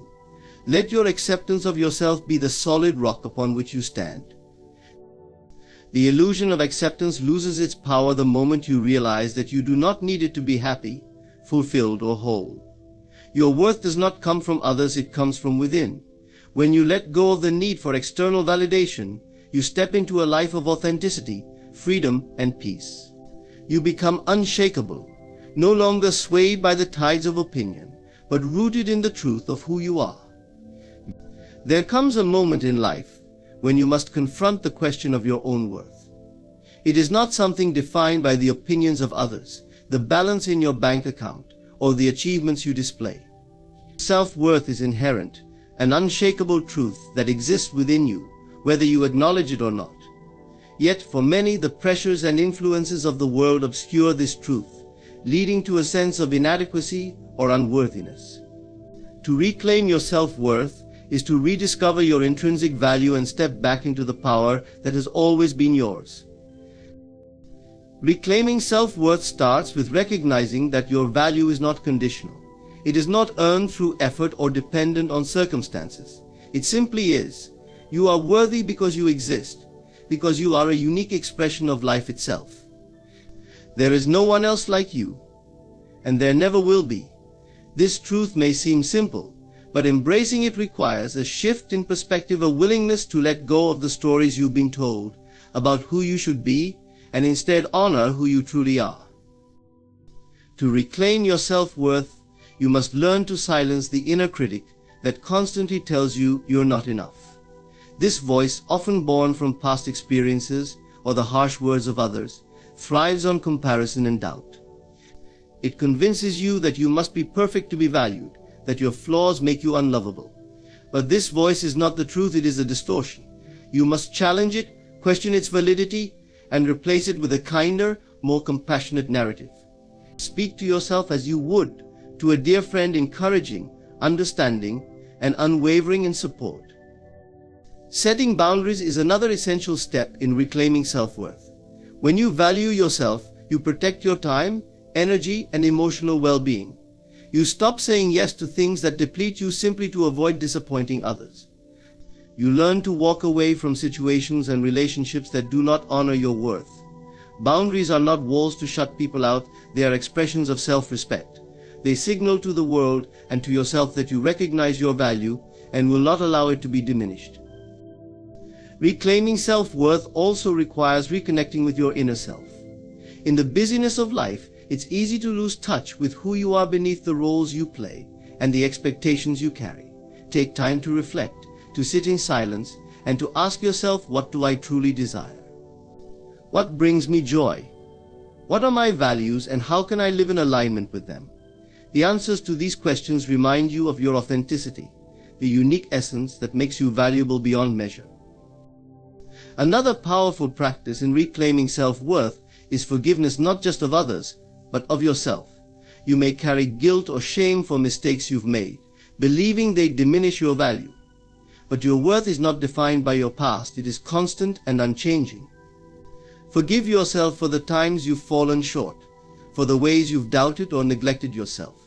Let go of the burdens that weigh you down and reaffirm your right to start anew. Gratitude is also a gateway to self-worth. By appreciating the gifts within you, your talents, your resilience, your capacity for love, you shift your focus from lack to abundance. Gratitude reminds you of the richness of your being, of all the ways you contribute to the world simply by being yourself. It helps you see that you are enough, just as you are, and that your presence has value beyond what can be measured. Reclaiming self-worth is not a one-time event, it is a daily practice. It requires patience, persistence, and a commitment to honoring yourself, even when the world tries to tell you otherwise. It means standing tall in the face of doubt, loving yourself through the ups and downs, and refusing to let anyone or anything make you feel small. When you reclaim your self-worth, you step into a life of authenticity and freedom. You no longer seek approval from others, because you already approve of yourself. You make choices that align with your truth, unburdened by the fear of judgment.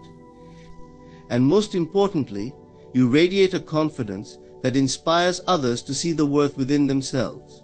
Reclaiming your self-worth is not just a gift to yourself, it is a gift to the world.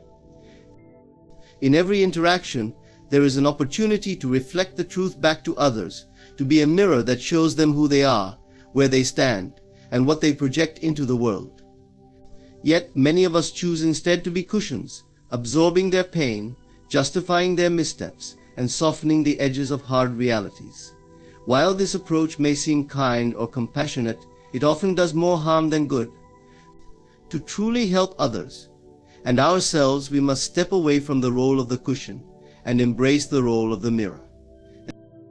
Being a mirror means having the courage to reflect honesty, even when it is uncomfortable. It is not about judgment or criticism, but about providing clarity. A mirror does not distort, it does not add or subtract. It simply reveals what is. When you act as a mirror, you give others the gift of self-awareness. You allow them to see themselves clearly without the noise of excuses or the veil of denial. This clarity can be a powerful catalyst for growth and transformation. Being a cushion often leads to enabling behaviors. When you cushion someone from the consequences of their actions, you inadvertently reinforce patterns that may not serve them. For example, when you constantly make excuses for someone who repeatedly makes poor choices, you deprive them of the opportunity to take responsibility and learn. While it may feel compassionate to shield someone from discomfort, true compassion involves empowering them to face their realities and grow stronger in the process. The role of the mirror requires boundaries. It demands that you hold space for truth without taking on the emotional burdens of others. This does not mean you lack empathy, it means you recognize that everyone is responsible for their own journey. When you act as a cushion, you may find yourself drained as you absorb the weight of others' emotions and challenges. Over time, this can lead to resentment, exhaustion, and a loss of your own sense of self. To be a mirror, you must stand firm in your own energy, reflecting rather than absorbing. Reflecting truth does not mean being harsh or unkind. A mirror can reveal with gentleness. It can show someone their strengths as well as their blind spots. It can highlight potential as much as it points out areas for improvement. The key is balance, delivering honesty with love, ensuring that what you reflect is constructive rather than destructive. The goal is not to break someone down, but to help them see clearly so they can build themselves up. Being a mirror also involves self-awareness. Before you can reflect truth to others, you must first understand your own biases and projections. A cloudy or distorted mirror cannot offer clarity. Take time to examine your own thoughts, beliefs, and reactions. Are you projecting your own insecurities or fears onto others? Are you withholding the truth out of fear of conflict or rejection? To be an effective mirror, you must first polish your own inner lens, ensuring that what you reflect is free from distortion. One of the greatest challenges in being a mirror is navigating the discomfort that truth often brings. Many people resist seeing themselves as they truly are. They may react defensively, deny what you reflect, or even lash out. In these moments, it is essential to remain grounded. Remember, your role is not to force anyone to accept the truth, but to offer it with integrity. Whether they choose to embrace it is ultimately up to them. The beauty of being a mirror lies in its transformative potential. When someone sees themselves clearly, they gain the power to change. They can confront their fears, break free from limiting beliefs, and take steps toward becoming their best selves. By reflecting truth, you become a catalyst for this transformation. You encourage growth not through force, but through awareness. At the same time, being a mirror benefits you as well. It frees you from the exhausting cycle of trying to fix or save others. It allows you to maintain your own boundaries and protect your energy. It also deepens your relationships as interactions become grounded in authenticity rather than pretense. Being a mirror rather than a cushion is an act of love, not just for others, but for yourself.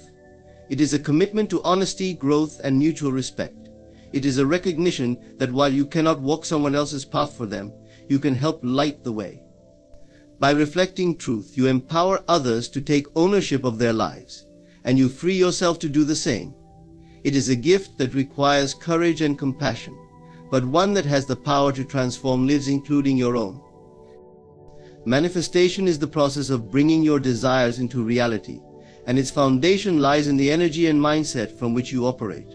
Too often people attempt to manifest from a place of lack, fear, or desperation, unknowingly reinforcing the very conditions they seek to escape. True manifestation, however, flows from strength and unshakable belief in your worthiness, the clarity of your desires, and the power within you to create your reality. When you manifest from strength, you align with the abundant energy of the universe, and open the door to limitless possibilities.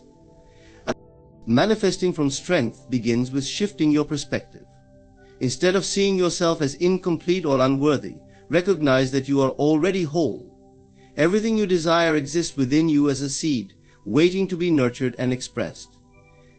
Your external circumstances are merely a reflection of your internal state. To change what you experience, you must first change how you perceive yourself. Strength comes from knowing that you are not defined by your current conditions, but by the infinite potential within you. The first step to manifesting from strength is cultivating self-belief. You must trust that you are deserving of your desires and capable of achieving them. This belief is not arrogance, it is an acknowledgement of the divine power that flows through you. When you believe in yourself, you radiate confidence and magnetism. This energy draws opportunities, resources, and people into your life that align with your desires. Conversely, when you doubt yourself, you repel the very things you seek, as your energy signals uncertainty and fear. Another key to manifesting from strength is focusing on abundance rather than lack. Instead of fixating on what you don't have, express gratitude for what you do.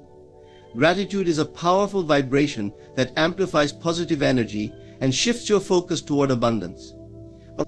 When you appreciate the blessings already present in your life, you align with the frequency of receiving more. Gratitude also reinforces the belief that the universe is supportive and that your desires are on their way. Clarity is essential when manifesting from strength. Weakness often arises from confusion or indecision. If you are unclear about what you want, your energy becomes scattered and your manifestations lose power. Take time to define your desires with precision. What does your ideal life look like? How do you feel when your desires are fulfilled? The more specific and vivid your vision, the more focused your energy becomes. This clarity acts as a beacon, guiding your actions and drawing your desires toward you. Emotional alignment is equally important. Manifestation is not just about thinking positively, it's about feeling as though your desires are already yours. Emotions are the language of the universe and they amplify your intentions. When you manifest from strength, you embody the feelings of success, love, or abundance you seek. You become the person who already has what you desire.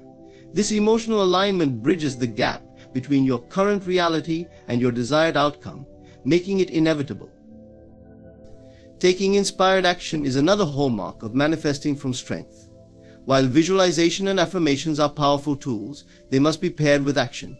Strength is demonstrated through your willingness to step out of your comfort zone and move toward your goals. These actions don't need to be grand, even small. Consistent steps can create momentum. When you act from a place of confidence and faith, the universe responds by opening doors and presenting opportunities. Manifesting from strength requires patience and trust. Weakness often manifests as impatience or a need to control every detail of the process. This neediness signals doubt and creates resistance. Strength, on the other hand, allows you to surrender. It is the unwavering trust that your desires are unfolding in perfect timing, even if you cannot yet see the evidence. When you let go of attachment to the outcome, you release resistance and create space for miracles. Manifestation is not about forcing the universe to give you what you want. It is about aligning yourself with the energy of your desires. By manifesting from strength, you move beyond the limitations of fear and lack. You step into the truth of your power, radiating confidence and certainty. The universe responds to this energy by reflecting back abundance, love, and opportunities. When you manifest from strength, you are not just creating a better life, you are transforming yourself into a beacon of possibility and inspiration for others. You are a creator, and your strength is the foundation of your limitless potential. In conclusion, manifesting from strength is about stepping into your inherent power, shifting your focus from lack to abundance, and aligning your thoughts, emotions, and actions with the reality you wish to create. It requires self-belief, clarity, emotional alignment, inspired action, and patience. When you embody these principles, you unlock the ability to attract and create a life that reflects your highest potential. Remember, the universe responds not to desperation but to the quiet confidence of someone who knows their worth and trusts the process. You are already whole, already capable, and already aligned with the infinite abundance of life. Manifestation begins with you, your energy, your mindset, and your willingness to stand in your strength. Thank you for taking the time to journey through this reflection. May you move forward with confidence, clarity, and an unwavering belief in the extraordinary power within you.